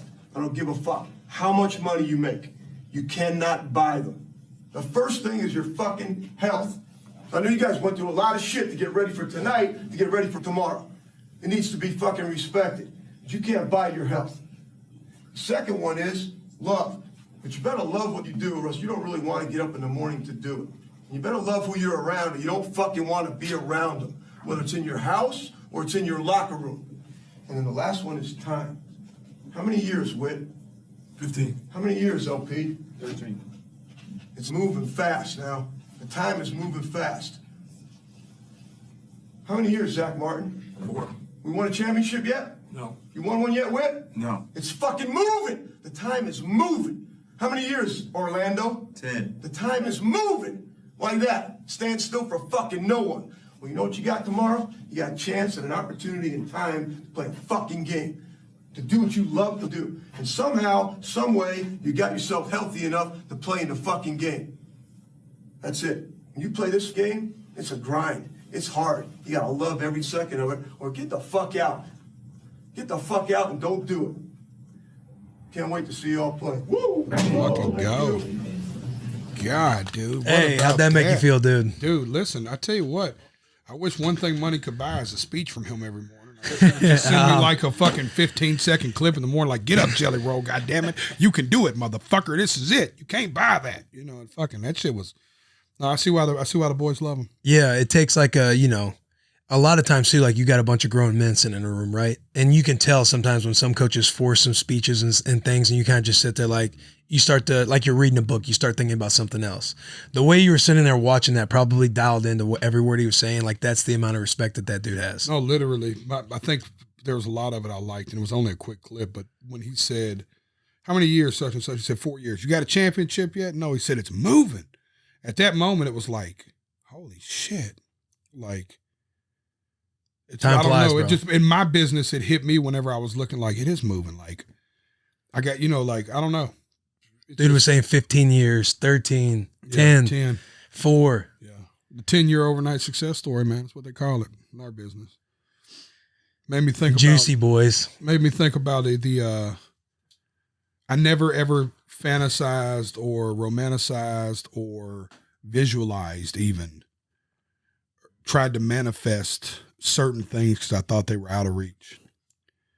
And this was the first year of my life I was like, I want to sing at the Grammys. Like literally, this was the year. Like to me, it was so far-fetched, I never even dreamed it before. But I'm like, no, I want to sing at the Grammys. Like I want to go to the CMAs next year. And I want to walk the red carpet. I want to start littering my office with awards. Like I desire that. I never desired it before. You know what I mean? But it's like I think that it's time. And it's what I want. And it's like when you're talking about sending me some of this motivational shit, I'm like, I need it, man. I'm ready to get off my ass. I'm ready to lose like 100 and something pounds. I'm ready to fucking start wearing a sock on my cock and do it in the helicopter when I get out of the shower. I'm ready to fucking start fucking winning awards. I'm ready to start fucking, you know what I'm saying? I'm ready to start fucking. Trying to hold it in, the sock on my cock, doing the helicopter. I'm trying to get after it, dog. I'm trying to make some real changes in life, man. Yeah. You got to be careful with all the desires, though. Now talk to me. I just say, I hear what you're saying, aspiring to be a lot of things. Like I want to be a lot of things too. And who is anybody to say you can't attain that because of, the stories you were talking about with your mom earlier, going from a kid like that, who would guess that a kid like that would be in a situation that you are now? So to think you getting to Grammys, the space between that isn't as far as the space that was that little kid to where you are now, right? So you can obviously attain that stuff. But when you talk about going up and down with some of your depression sometimes and identity and stuff like that, I think as far as like building from the inside out, you want to make sure you're going about it the right way, other than I want to litter my room with awards. Because if you don't get those awards, right? And I'm not saying that this is you. That's why I just say be careful. But if you don't get those awards, what does that mean to you? To some people, it could mean failure. Oh, yeah. No, I don't worry about that. And I'll tell you why. I fear nothing because I have been where men are afraid to go. You cannot scare me with going back somewhere I've already been. Not only am I familiar with rock bottom, I was a fucking tour guide down there. I could show you around. I love that. I sat on that motherfucker Indian style most of my life. So I move fearlessly in music, whether or not anything works for me or not, because you can never scare me with sending me back where I've been. Ever. I'm not afraid of that. I'm not afraid to lose everything today.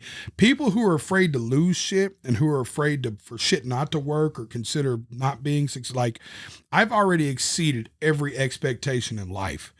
I've already done everything they said I couldn't do. At this point, I'm just trying to put some whipped cream on what's already been the best brownie on earth. If I don't get the whipped cream, I don't care. It's the best brownie on earth. Yeah. And when I fuck this brownie up and I end up with an empty bowl, it won't be the first time I had an empty bowl. You know what I'm saying? I'm okay with this. I find peace. That's where the confidence in who I am and what I do is the opposite of the confidence I have as far as Jason, right? I know, and I think that's part of my deep-rooted shit too, is that I am not afraid of that. And it helps me so much in my business, Will, because I'm not afraid of losing everything. When I just dropped this new album where it was only singing, people literally told me, dude, you're going to lose it. Every fan you've ever built that liked you for rapping is going to think you abandoned them. They are going to jump off the train. You are going to get criticized. This record's it's not going to work. Man, fuck you. This music means the world to me. I put my soul in this. I put as much emotion to this music as any other music I've ever put in. This was the darkest, longest album I ever recorded. It took me a year to record this album. I mean, I will drop the documentary one day about the recording process of this album because I filmed every minute of it, and it was dark. This album got in some dark places. I wasn't worried. I'm not the guy you scare with saying shit's not going to work. Shit wasn't supposed to work in the first fucking place. You know what I'm saying? Like, you can't scare me with that. I'm going to run, not you, but anybody. It's like, I'm not labels, distributors when they're like, yo, or like people are like, oh, I don't know. It's a little riskier. I'm dropping a YouTube video today called Dead Man Walking. And I was like, I want to blow up a trailer. Spooky. It's dope. Wait till you see it, Mama. I'll show it to you before you leave. It's so fire. But it's like, there was a lot of people. I was like, I don't know, man. It's a little dark. It's a little of this. I'm like, man, I'm not. That's what it needs. It's real. Like, I want to get real with this shit, man. It's like, I'm not afraid of that shit, Will. It's like, if I don't get it, I didn't think I was going to get it till this year anyways. This is a new thought. I think it's because I needed a new goal. If we're going to be honest, I think I looked around and was like, when they invited me to the Grand Ole Opry, I was like, I manifested this. Like, everything I said I wanted to do, I'm doing right now. I need new shit to do. I was like, I need new shit. It's like, you helped me today inviting me to this. You don't know that. But in my heart, it was like, oh, good, I got something to do tomorrow. This is dope. I got to get up. I can't let Will down. That's my boy. He wouldn't hit me if he didn't need me. You know what I'm saying? I was like, he wouldn't have hit me last minute if he didn't need me to come in here and do this. You know what I'm saying? Like, he didn't want to be in here doing Oh, he has me up when he needs me. Yeah, no. You hit me up all the time, right? You hit me up all the time. But in my mind, I'm thinking like, all right, Taylor couldn't make it. Mm-hmm. Will's fucking doesn't want to do a solo cast. You know what I'm saying? He's sitting there. He knows, like, fuck it. He knows he could help me too. He knows the album just came out a few weeks ago. He knows I secretly want to get on anyways, probably. Talk about I didn't think that. album. You know what I I'm can saying? get his ass now. So it's No, I like, don't think that. But it's like, to me, that shit helps, dog. It's like purpose. So for me, when I start talking about Grammys, man, that's my new thing. Like, I'm going for it, dude. Like, I'm fixing to fucking get up there and look good in a tuxedo, dog. I'm going to invite you. You're welcome to be my guest. I'll fucking hand you the goddamn trophy and you get something. I'm not saying I'm going We'll to make one up. Listen, Hey, we'll make one up. here's I'll just my hand you a deal. Grammy. I'm okay with not even winning one. I'd like one. I just want to get there. That's the thing. The start of your performance will just be me giving you the Grammy. Right, just like It's just part of the performance. You know what I'm saying? No, that fires me up hearing you say that. What I think we need to do is clip this whole thing for you, and that's what you need to listen to in the times where you're fucking down and low. Yeah. Because when you're explaining that stuff, you're talking about why. You're talking about your why, right? The whole start with why with Simon. Yep. And you're just talking about like why it doesn't scare you and why you feel motivated. But yeah, that's what I was thinking when you were saying that shit. I'm like, this is what you need to be listening to, yourself saying this stuff. Because a lot of times with, when you get into the depressive state, depression and stuff, sometimes it could just be a lack of perspective and just the way you're talking to yourself. Right. Because sometimes when you talk about your self-image or like identifying and stuff like that, then when I hear you say the awards and this and that, I'm like, oh man, what if he doesn't get it? Like what in that one day strikes where he's thinking about self-image and what he was tied up into, not what you just went on right there with the TED Talk, what you need to be listening to anytime you're feeling down, because I thought that's real. Are you a boxing fan? Yeah, I more so back in the day than I am now. So Tyson Fury, right? I don't know Fury, if you're familiar with his story, but Fury and Wilder's I the feel only like guys I watch. even me setting the new goals is kind of like what Tyson's public mental health advocate. He once got up Very like much 400 something pounds, quit boxing, became a raging drug addict, alcoholic for a few years, lost all the weight, and fought Deontay Wilder the first time. That's very true story. Right. Crazy story. But whenever my dude, George Lockhart, shout out to Lockhart, he's the greatest nutritionist on earth. He's the man. In every big fight that's happened the last 10 years, George helped that dude cut weight. From Conor McGregor, you name it, right? George said that he was talking to Tyson, and Tyson's thing is what helps him with his depression is he's always like he's made working out his anchor, right? Like training is his thing. Like he sets fights up just to get out of his own funk so he don't get in the way of himself. He's not fighting for money. He's a $100 million. He knows he has to train if he sets up a fight. He knows that, right? So he's like, he knows that like running, boxing, this is like a part of what keeps him going.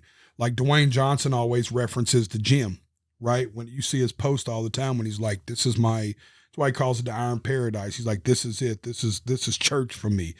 This is my whole life is anchored around these 2 hours a day. Fuck all the movies, fuck all the fame. I have to come in here for these 2 hours and work this shit out. And to me, that's crazy. You are way more self-disciplined to have your phone buzzing right now, Will.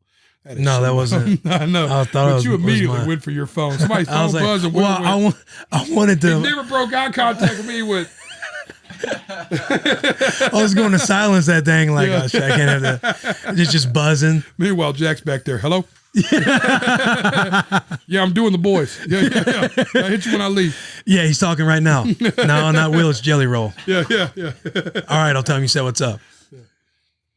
But yeah, I think that's kind of it. Oh, we're reading something. I like to read stuff. Ooh, this is the coolest one I've ever got to do. Yes, ladies and gentlemen.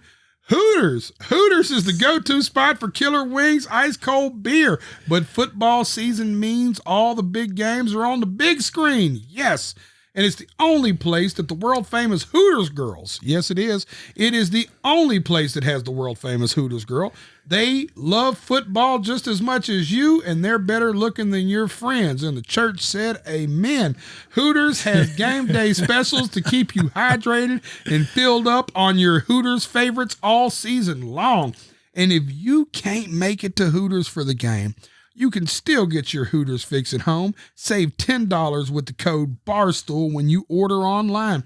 Listen, check out Hooters.com/Barstool for all details. We are talking about the world famous favorite place of every man at some point in their life. Hooters.com/Barstool for details. I love how you say the / too. It is a on point, dude. Right? Did I fuck it up? No, dude, you're on point. I was like, I'm so off today. It could have been a backslash. No. Fucking I'm halfway seeing it. What do we got next, boys? Some around the league type stuff. You see Tom Brady threw for his 600th TD. Dude, Tom Brady, like, I don't know, man. Do we all need to get on the fucking TB12 diet? Yeah, it's working for him clearly. Like what is his diet? The TB12 method, dude. Look it up. I don't know what it is fully. I haven't read the book yet. But this man is like defying what it means to last in the NFL. Like, granted, like he's a quarterback and stuff like that, but what is he, like 47? Quote that said he could play till he was 50 or something like that. He said he wants to try to get there now to 50. Yeah, that's the new, like he changed his goals up. And it's Jelly, what's crazy is he's like quietly having the best year of his career. This year at 47, bro. Yeah, it's... I think he's 47. I think he's got alien blood. Am I just out here young 47 just random? Yeah. 44. Oh, he's 44. Hey. Best season of his career. Is he 44 or 47? I'm 44. Okay. He's 44. Listen, man. Hey, I've made him sound like, yo, All right, he's 44. It's all good. It's only 12 years older than me. Yeah, Colin but Cowherd said he's- today but- on the radio that it's just kind of like the perfect storm. The NFL has kind of grown with Tom Brady, and like rule changes and stuff like that, which has helped the quarterback, which has helped the receivers. So he made statements like that, not necessarily knocking Tom Brady, but just You can't knock him at this point because there's No. quarterbacks that's grown with him, like the Breeze, Rivers, like all them, right? yeah. I mean, I mean, he was we- talking about Roethlisberger. Well, can we just talk about the head of hair he still has? Jesus. And when you think about Breeze, I think about the opposite head of hair. You know what I'm saying? Like, I mean, dude, listen, I'd kill for that hairline. That dude's He's got that. That He's dude- got that TikTok hairline. That's for sure. that Dude. dude's a decade older than me, and I look like I've been rode hard and put away wet. And that dude looks like, you know what I'm saying? That dude is like fucking totally, dude. It's kind of frustrating a little bit. You think he's fucking Rode hard. I think he's doing alien blood transfusion. But or something wild. there's no knocking anything that Tom Brady's done. Like, okay, he says this, that, like, yeah, it's just been the perfect storm, bro. And he grew his reputation, right? Like his reputation with the Patriots and all that stuff to have like such credibility that he gets to have decisions with the team, like where he goes, like doing stuff off the field. Like, fuck, dude. Did you ever meet him? No, I haven't met him. Want him on the bus though. We want him on the bus. Yo, we're gonna get Tom Brady on the bus. Let's put it in the universe right now. Yeah, maybe he'll come on when he's 47. Actually, Yeah. that way we play this clip 3 years ago. We're like, yo, we thought you'd be 50 today. Yeah, yeah. Oh my gosh, I was dealing with such conviction a minute ago too, man. You were like- I was sounding like old boy on what is it, Chris Broussard? Broussard with Taylor. The Bills didn't have their left tackle, Taylor Lewan, yelling like, "Oh, how about that? They got their backup in. Yeah. They don't have their Pro Bowler. That probably would have helped." Out here yelling, "This man's 47." Oh my goodness, Alan. Did you see this from AI the other day? He said he's better at football. He said football was always his best sport. Yeah, dude, it's so yeah. The highlights are pretty impressive. I'm saying cap just because like everyone thinks like they had some sports they were better in. Can't some people be not lying though? You think? Yeah, but how do you? That's can't, subjective. It's obviously. purely subjective. I remember one time my dad's buddy That him introduced right me. there? Yeah, that's him. He looks a little husky. Maybe it's the shoulder pads, but he doesn't look like, you know. What position is he playing in the NFL? In his clips, he's at QB. He's at wide receiver. He's like all over the place. You're trying to say what is he regarded as a point guard, like or shooting guard, like one of the best of all time, right? Yeah, especially for his size. They call him like one of the best pound for pound basketball players ever. Yeah, I don't think he gets that label in the NFL. Who said fuck practice? Yeah. He's saying you'd lay out Allen Iverson on the football. That's what he's saying. Yeah. Yeah. What's up? Are you saying you'd lay Hang out on, let Allen him Iverson? say it on the. So you're saying you would lay out Allen Iverson if he's coming across? If the he's middle? running a drag route over the middle, yeah, I'm not. Yeah, I'm laying Allen Iverson out. Will Compton is better than Allen Iverson. No. Let that be the quote. That's what Oh. we should call this podcast. The thing in football is you always get got in football, dude. But so Allen Iverson's gonna get you? I mean, if we're in the open field and he's got me and say he's a returner, he might have my number that day. Don't backpedal now. No, I'm not backpedaling. You're trying to make me say like I'm a better football player than Allen Iverson. I haven't seen him play 8 years in the league. I know that. You can't say you're a better football player than him? Oh, I can't. He's saying like if he's playing football. What do you guys want right now? No, we already got what we need. What we got next on the docket? we got the clip that'll get you. Oh, in so trouble. you're a better football player? Yeah, 100%. got the clip that'll get him on the bus. This podcast will be called "Will's Better Than Allen Iverson." Hey, merch update. I do see that before we get into Spooktober. The shirts are rolling in. I saw somebody be like, why are somebody getting shirts before other people? They probably ordered them before you. Great answer. Yeah, like Great answer. I know all the Raiders fans who ordered them on September 21st because a buddy of mine was sending me all the updates. He got his on Sunday. So I know all the people who ordered initially in that first week, that first 2 weeks, are starting to get them. I had someone send me a video last night at like 2 a.m. It's a buddy of mine, hammered, and he's like, Jack, where the fuck is my Bussin shirt at? I ordered it 3 weeks ago. That's 3 weeks. We're talking about the people that got them 4 weeks ago. I know, but I'm saying I'm starting to take some heat in the sideline. So It's tough, man. We're taking a lot of stray bullets out there. I'm telling you, Barstool's pissed off about it. They've been on the warehouse. It is, I can tell you, I can promise you, it is the top priority on their list because we've been getting body bagged. Barstool wants us to push merch, and I've been telling them that we're scared to push it because everybody hasn't been getting their shirts. So I don't want to sit here and continue to push something when we're getting called frauds. We might need to pull up to the warehouse. People are coming out of character right now. To defend everybody, it is a supply chain nightmare in America. Oh, hey, talk to them. It is. No, I'm in the merch business myself. I sell merch. Shameless plug. Talk to him, Jelly. JellyRoll615.com for all of your needs. No forward slashes. Yeah, it is a supply chain nightmare, man. It is not easy. Like, you remember last year I had the cool jackets and flannels and shit. I brought y'all a bunch of shit up here. Yeah. Just like, it's impossible to even get this year. It has been a fucking nightmare. So yeah, I do. Yep. You know what? I bleached those flannels myself. Me, my daughter, and my wife. We bleached like 400 flannels, and then we put the. You're about it. You're about the sweat equity. Yeah, man. I'm all about that. Like, yeah, man. I mean, I've always said it, man. If I'm gonna be fat, I gotta look good and smell good for sure. I can't be fat, stinky, and ugly. You know what I'm saying? So fucking, you know what I mean? I had to pick wisely. So I try to take my fashion pretty serious. There you go. Halloween is fucking upon us, and it's coming up this Sunday. The greatest holiday on earth. Oh, yeah. Oh, for sure. Yeah? This is our shit. Fuck yeah. You kind of walk Christmas. around like a Halloween costume. Yeah, fuck Christmas. Yeah, that's how I feel. Yeah, I didn't even have to put one on. Yeah. Halloween costume. Which one are you? Where you at? I'm right there. I'm right there between. Oh, yeah. I'm right next to the goat.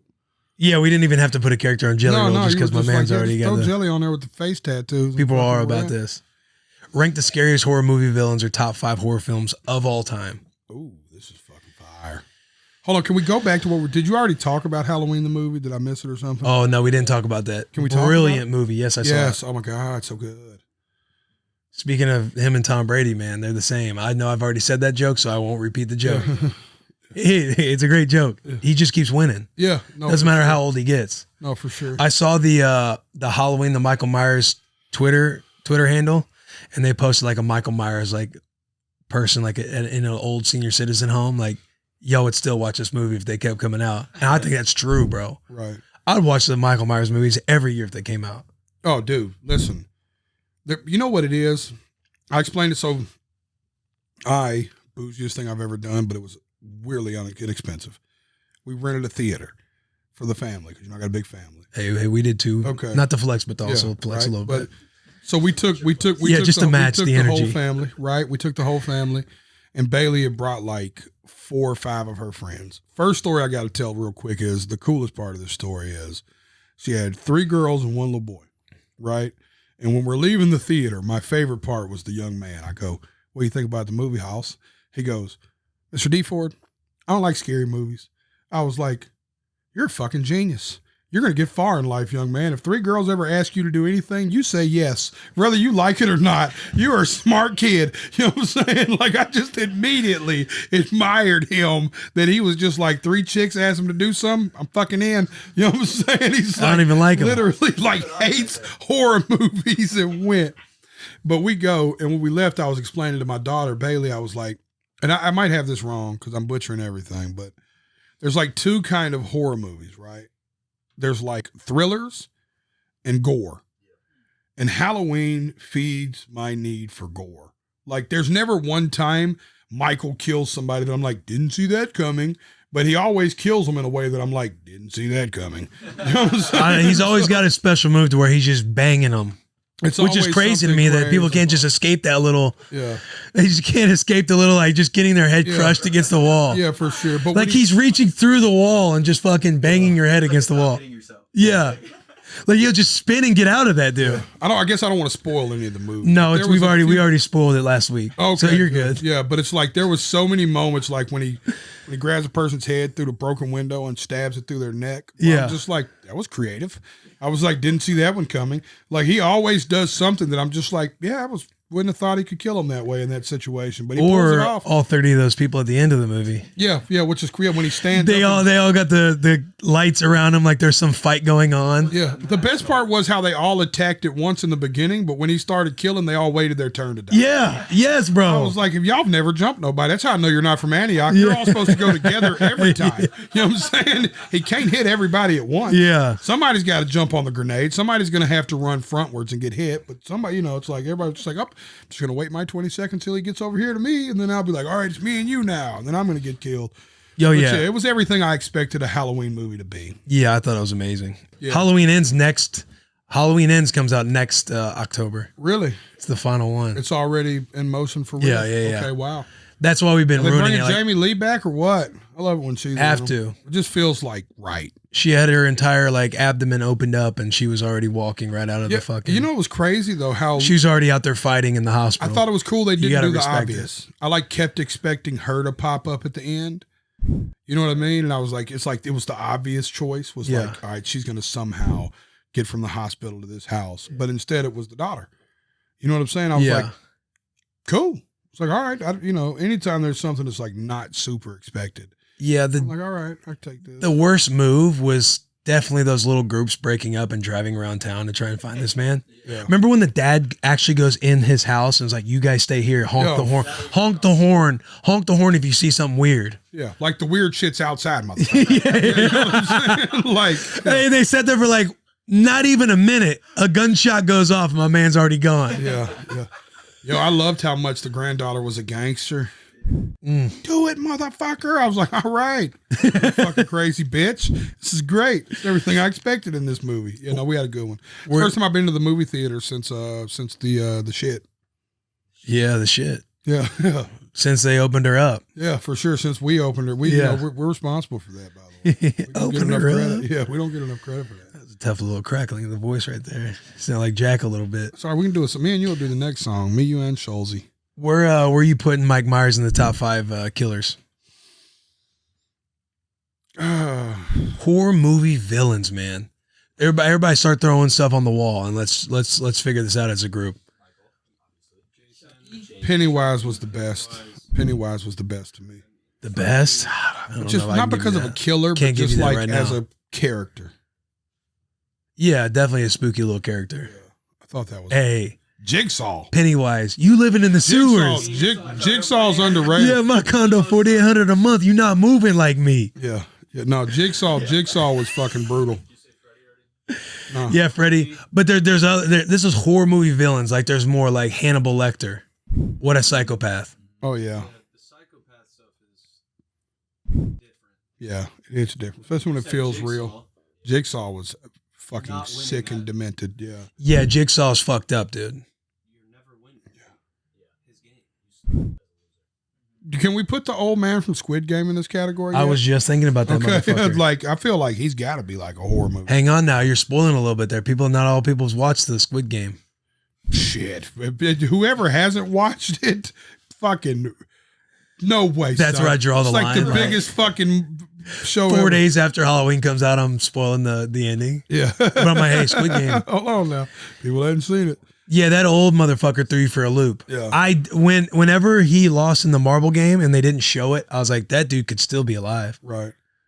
But you guys just look because I just went full out, spoiled it right there. Yeah.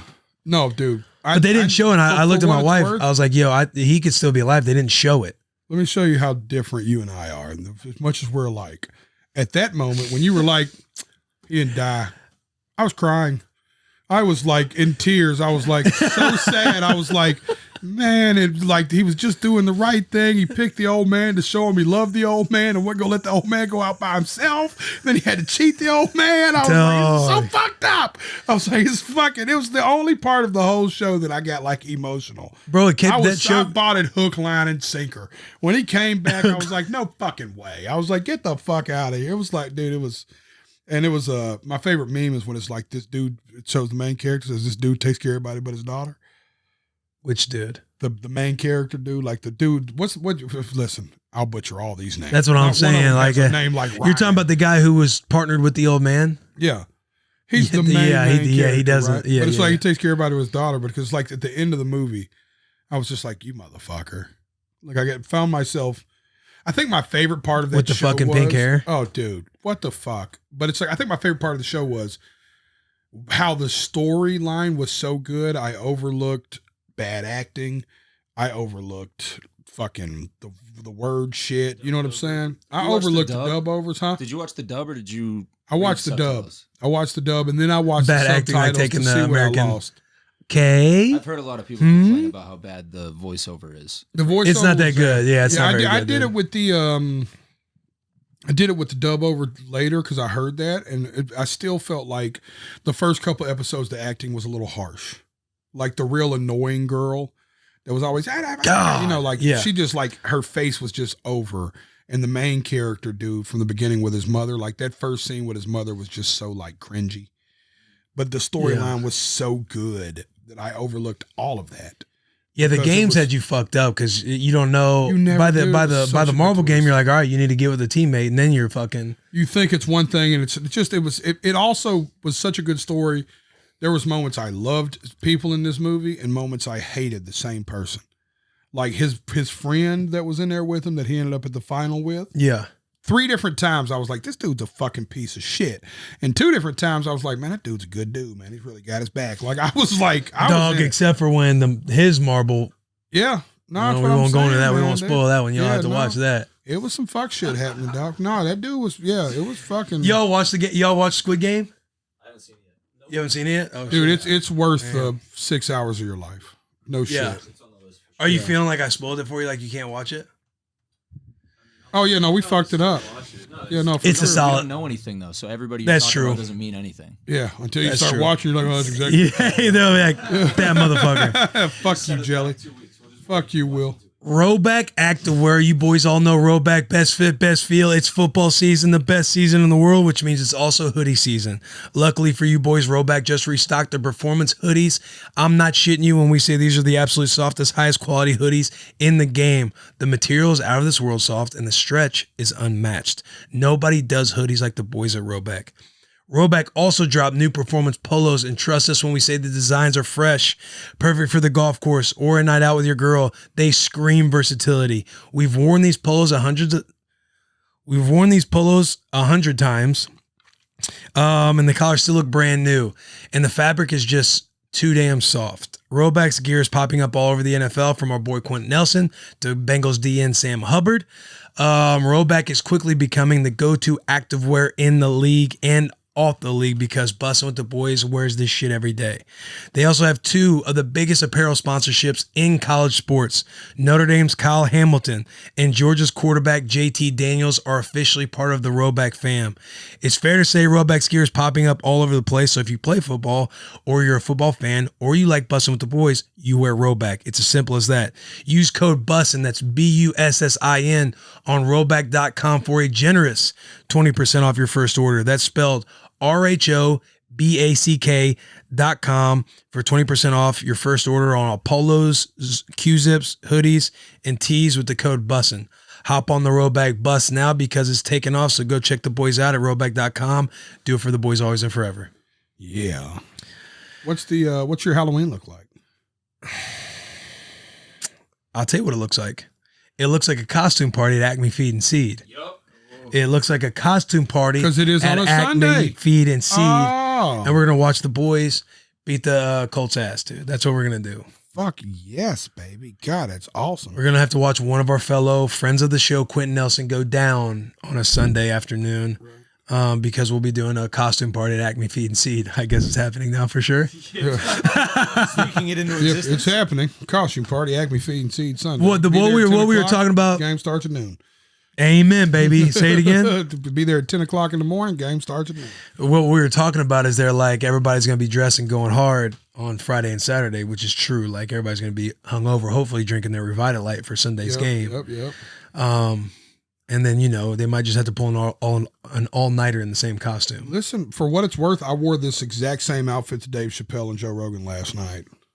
Nice. Yep. I didn't think about it till I got here and realized that I had a joint in the front pocket. I smelt it driving here, and I was like, I guess I had one I didn't blow last night. All right.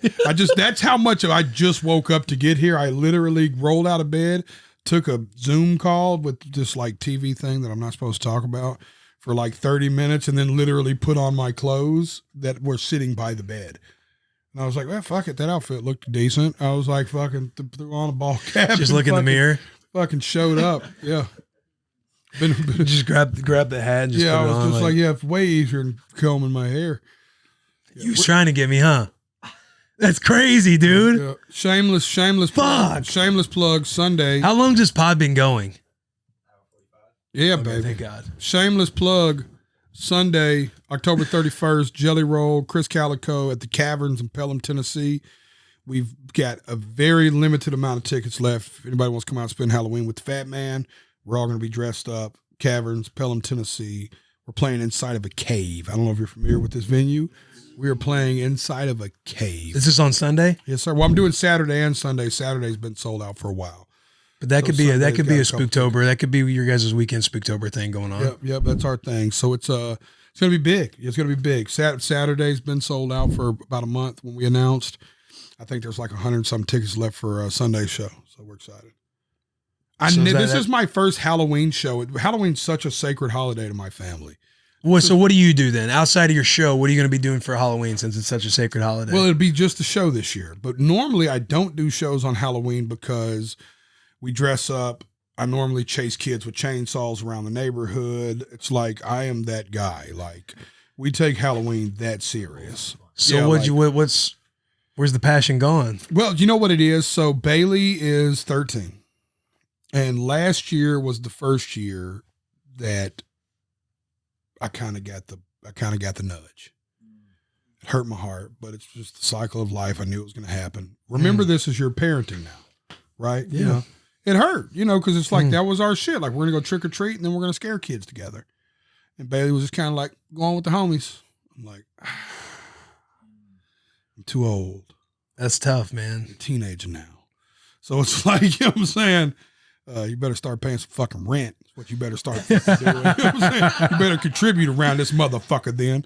But so I was like, well, I'm kind of losing that part of it, And the reason I did it was really this. They called and said, hey, we know you don't do Halloween shows. They hadn't done one in 4 or 5 years. They said, have you heard of the Caverns in Pelham, Tennessee? I was like, you talking about that venue with the cave?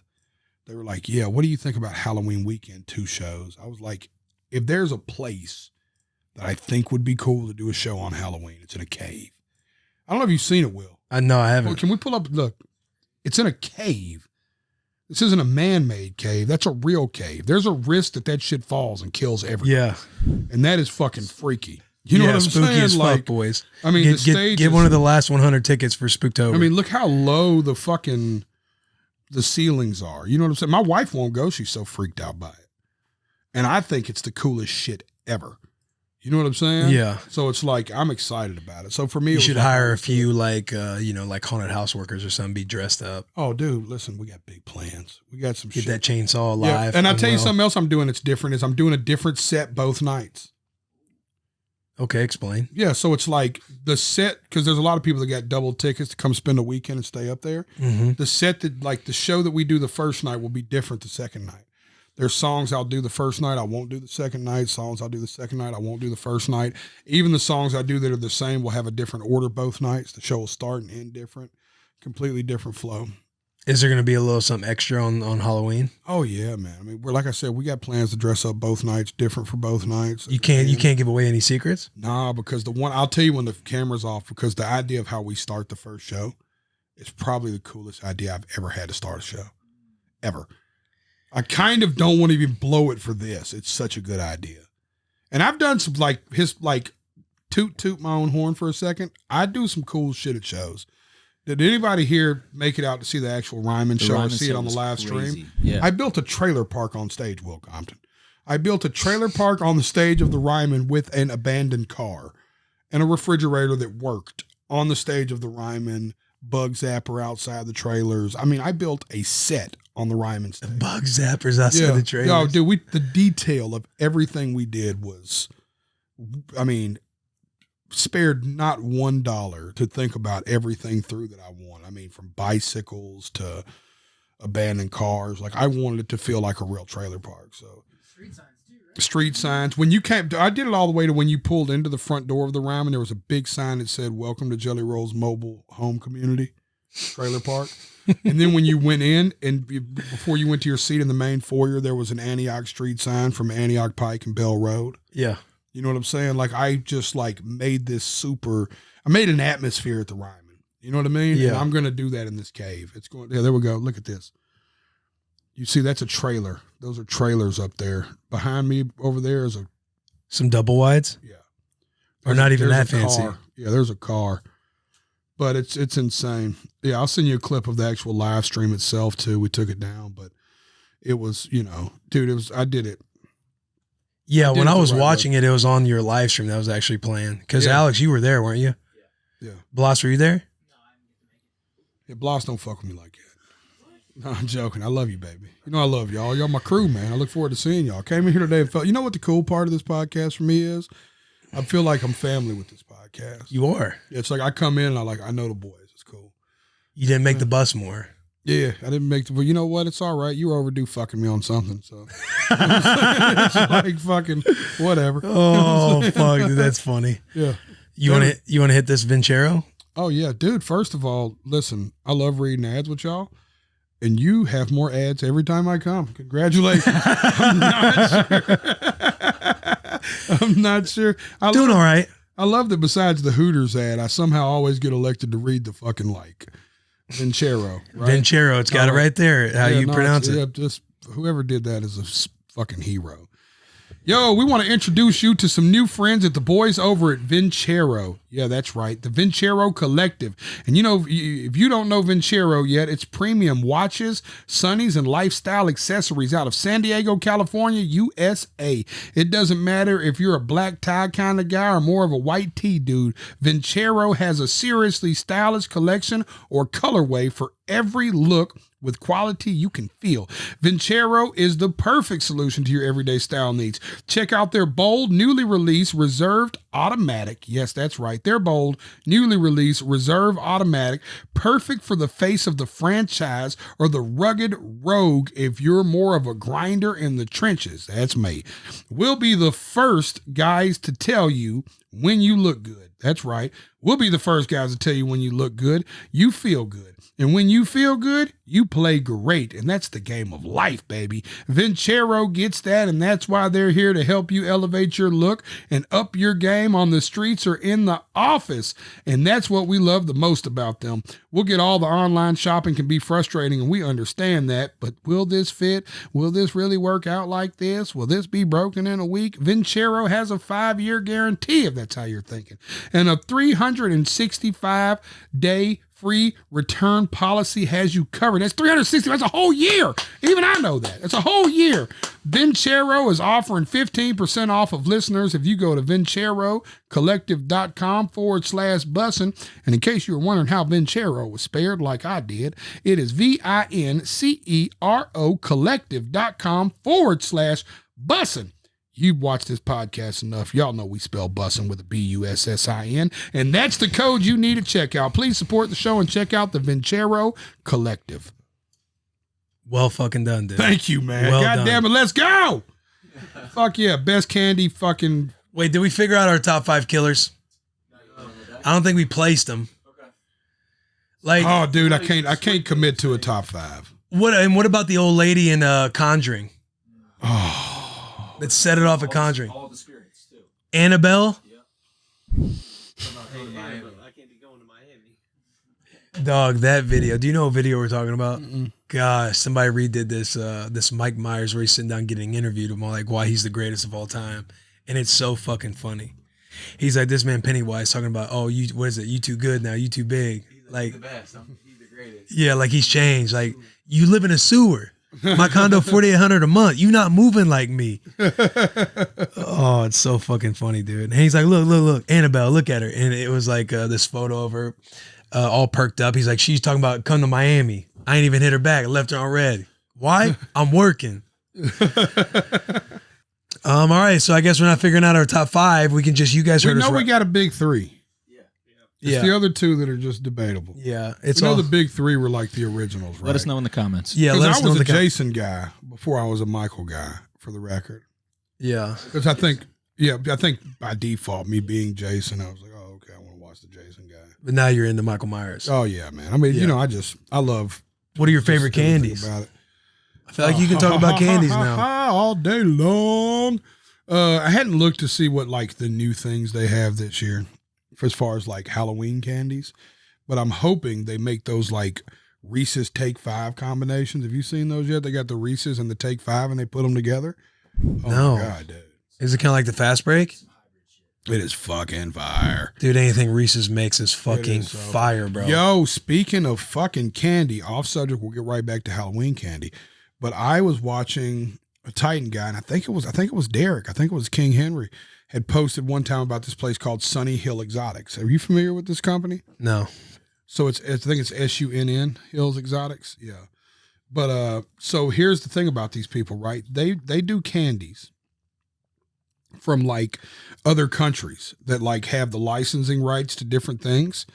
So they make like, you see what I'm saying? Like crazy shit, right? Like cinnamon bun Oreos, right? Dude, Hey, Jelly Roll knows the spots, dude. Yo, this is it, dog. They fucking have these like Sour Blaster fucking Sour Patchers that are like cherry Sour Blasters that are fucking insane, dog. This place is, look at all the snacks, man. Yeah, look at this. This is fucking. Yeah, look at it. Scroll down there. Zoom in on that. This is some. This is some $35 Oreo mooncake. dog. It is fucking. Zoom in on that candy, dude. They have, dude, listen, dog. They have flavors that you wouldn't believe. Some of them are not great. They're Click on it weird a little mix, louder. Yeah, man. There's some shit here that is just like, it's like clearly like, it's like whatever, like an Oreo plum. But some of this shit is fire, man. But yeah, man, that's been talking about some exotics. They got the giant Skittles. Get that that are Nesquik fucking cereal. Somebody get this off the street. Yeah. Are you more of a sour candy or like the chocolates? Oh, dude, listen. The way my obesity's set up is more. Yeah, the answer is yes. I'm more of a chocolate guy, dude. I Dark live and chocolate or die. regular chocolate? I'm healthy now, but it's dark chocolate. Dark chocolate peanut butter cups at Trader Joe's Oh my is a God. fucking cheat They're code. the best. You know the Justin's dark chocolate peanut butter cups at Whole Foods are fire too. I tell you something else. They once had a dark chocolate limited edition Butterfinger, and if they ever bring it back, I love Butterfinger. Oh yeah, for sure. Yeah, it is. It's the dark chocolate Butterfinger, man. They only That's have when you them know at you're eating Walgreens. right too, when it's dark chocolate. Yeah, man. Dude, Oh, they still got 'em. I the gotta go chocolate buy some. aisle in Trader Joe's. Swear to God. We always post. Yeah, I know. And then they're out the next week, so I stopped posting. Because I'm sure, You know what? We need to read a. I'm sure I'm influencing all of Nashville to go to that spot, Trader Joe's off White Bridge. Did you enjoy your haunted houses this season? Yeah, loved them. Each and every one of them. They were fucking awesome. When you get chased by the chainsaw at the end of it and you're screaming for your life, bloody murder. Yeah, went to a corn maze in Lincoln, Nebraska. Did you really? Incredible. Oh yeah. God, I bet they got the best corn mazes. Oh yeah. That's like their whole shit. Yeah, corn. Yeah. Oh. No, he laughs about the funniest stuff, dude.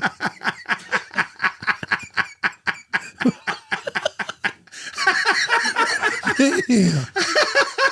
Oh, buddy. Thank you. Oh, man. Oh, that'll be good for the trailer for sure. Boy. Yeah. It's fucking. Hey, but what we can't get away from the candies of Halloween. Everyone's favorite Halloween candy. I'll go Kit Kat. What did he I'll say? go Kit Kat. I don't know why I said that was funny. It was a Kit Kat. Snickers. Oh, yeah. God. I'm with the Reese's train. Yeah. Anything they do. Pieces, cups. Keep Take 5. talking like that, Timmy. Over the Look at me Reese's when you cup, say that. Hold on, the Pieces, Reese's cup with the cups. Reese's pieces in them. The Reese's cup that have the Reese's pieces in them. Oh man, stop it. Sometimes a whatchamacallit. They got a new one. It's not a whatchamacallit. Hey, them fast breaks are real too. No, I thought it might have been something else, but I seen something the other day that had a different name. It was like a whatchamacallit thing, but it was. So full disclosure, it isn't just because. And the Easter egg Reese's. Oh, the Easter egg Reese's is the best. It's better than the pumpkin Reese's. And I'm a Halloween guy, but it's just got a little more peanut butter to it because it's a little bigger than the pumpkin Reese's. So because we travel, we stop at fucking truck stops every night. So if you see, like, you want to know what new candy's there, you watch fucking 18 stoners get off a bus with money, with a per diem. Because you know everybody gets like a per diem every day. Yeah. Then you'll just watch them just come in with bags of like, you see this shit? They fucking crossed the fucking Butterfinger with a Snicker. And you're just like, all right, whatever. You know, it's like fucking, it's like being in prison when you get commissary every time the bus stops. Yeah, I heard I that. feel you. God, I miss them days, man. I fucking hate y'all. Just like fucking prison. Yeah. I was like, yeah, you know, dude. like when you went to jail and I look around, I'm like, oh, it's just me. All right. Hey, put That some one respect didn't on my land. name. I got an MIP once. Sat in a jail cell for a night. What about you, Jack? What's your candy, baby? Yeah, Reese's, man, peanut butter chocolate. But I really, those mini Reese's cups, the unwrapped, you get like a little bag. It's over. Have you had the Trader Joe's ones? Yeah, I have. Those are solid. But the pumpkin Reese's and the other one we were talking about, I'm not a big fan because I like the texture that the Reese's cups have, the little edge where it's like that kind of crunch. Not a crunch, but it's harder. Yeah. So that's Like that perfect cookie where it just gets softer in the middle. Exactly. I like the Nerds gummy clusters. They're kind of new. They're fire. Yeah, they're like they're like itty bitty Nerds ropes. Shut the fuck up, dude. They are. Hey, This is real. Nerds gummy clusters? No, this is true. Yeah, it's Talk like to how the they used to OG just do the king. nerd ropes. Now they just do little pieces of them. Fire. Jelly Roll's like, There, got one oh, on yeah, the bus Bubba. the other day. I'm Yeah, telling you, Bubba. but it's not just me, man. You should see the bus, dude. I'm with Dog, 18, hang right? on. It's one But of those smoke weed. nerds fucking gummies? I swear, It's one of dude. those new candies. Yeah, it's like 2 for $4 at Walgreens. Is that the deal of the week? Hey, we got to get your deal of the week. I got you. Oh, right here? Nah, come on up, man. You got to give the people what they want. You got to be in the episode. Oh, you got a deal of the week? Yeah, we got a new segment. Yeah. I feel like he wasn't dressed for the occasion. Somebody throw that man a flannel. Will, left shoulder. Don't talk about that warm seat Yeah, jeez. It's kind of moist. You talking about that candy?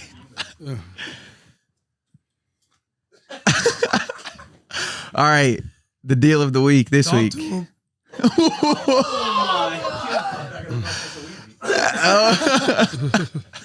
The deal of the week. Yeah. Jelly, you like? Do you like chicken wings? Yeah, I like chicken wings. You like mozzarella sticks? Yeah, You like quesadillas? yeah, You like half price? yeah, yeah. You know where you could get all of that? Applebee's. After 9 p.m., wings, quesadillas, nachos, the sampler platter, and one of their special drinks, all half price after 9 p.m. That's your deal of the week. All right, deal of the week. It's a pleasure. Thank you, man. I've enjoyed podcasting with you, man. We'll do our own one day, okay? We'll do our own. Now, listen, I'm not here to shit on the deal of the week.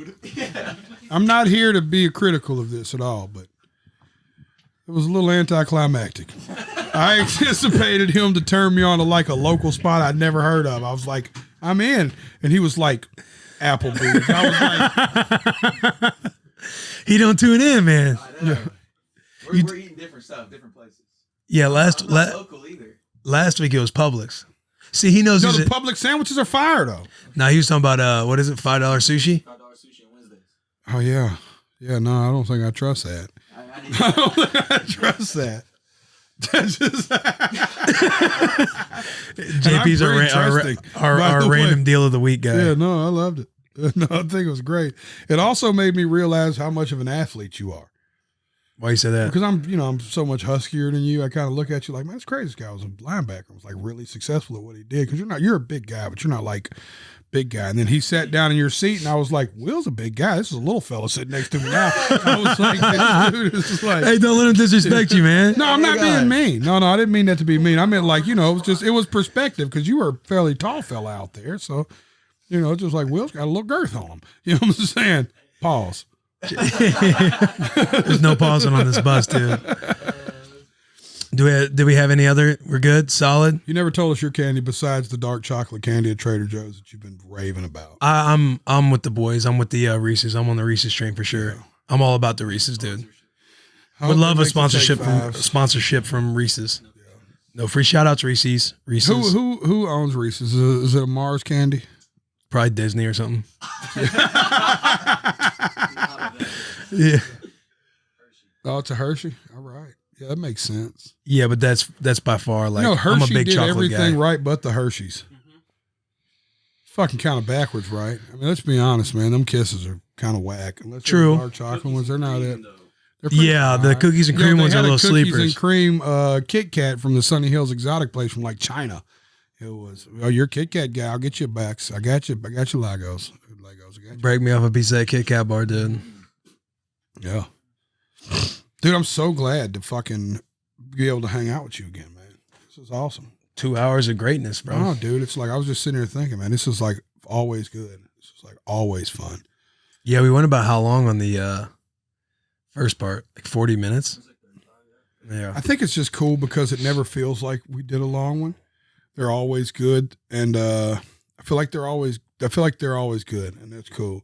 Because normally you'd think be like, we've had some good ones. You would think, yeah, you come on here and you have some big duff. laughs. Yeah. You think we'd be doing duff, but no, we're. Yeah, because when you went on with Ern and Taylor, like you guys laughed a lot. I had a lot of FOMO on my honeymoon. Yeah, no, dude, it was hilarious. I was more hungover that day than today, and that's hard to achieve. It seems like I'm a raging alcoholic, but you just always catch me on those days. You know what I'm saying? I thought about that when I was out last night. I was at the fucking Joe Rogan and Dave Chappelle show, pounding them. And I looked down and was like, oh, man, I want to do this. But something tells me Will's going to be like, can you do 10 a.m.? And I was like, fuck. Because I'll never forget when Taylor was like, can you do Monday? I was like, yeah, for sure. And I was like, anytime after noon. He was like, perfect. Noon works perfect. I was like, 12:02 maybe? Afternoon would work better for me. And say noon on the nose button, motherfucker. You know what I'm saying? Yeah. And I was like, yeah, this is going to be early. Yeah, that was a fun one, though. But hey, thanks for coming on, man. Oh, this has been Bussin' with the Boys. Subscribe, rate, download, leave comments. You guys did a phenomenal job last week of leaving real comments and not the ones in the live chat. Make friends in the live chat, but leave real comments. Yes. Have fun in the live chat. Don't be mean to each other. Positive vibes only, boys. Positive vibes only. Keep the trolling going on social media too. It sounds like a principal. It sounds like he's like governing. I'm doing like the announcements before class. Hey, all jokes aside though, hit the notification bell on the channel. Leave comments. If you leave comments, I talked about this on my Instagram yesterday.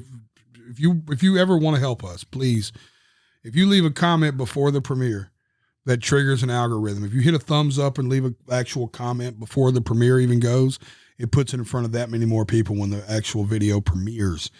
So for future reference, I know y'all miss it on this one because you're learning this during this one. But yeah, anytime y'all see a premiere coming up, bing, bing, that shit helps us a lot. So it's us against the machine, man, and we need y'all because you're a part of us. Let's fucking go, dude. Yeah, dude, y'all are like the podcast and what I am the music.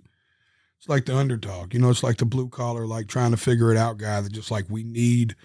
I tell people all the time, I don't have the biggest fan base in the world.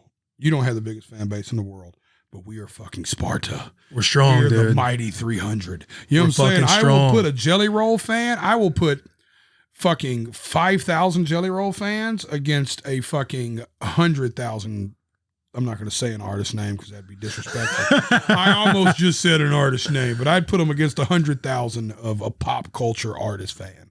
Yeah, big damage. Yeah, small groups, big damage, for dude. Sure, man. We it's like, so rally, fuck with us, man. Ding, notifications, comments, all that shit helps build the brand more and gets it in front of more people.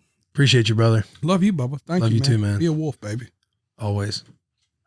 Totem.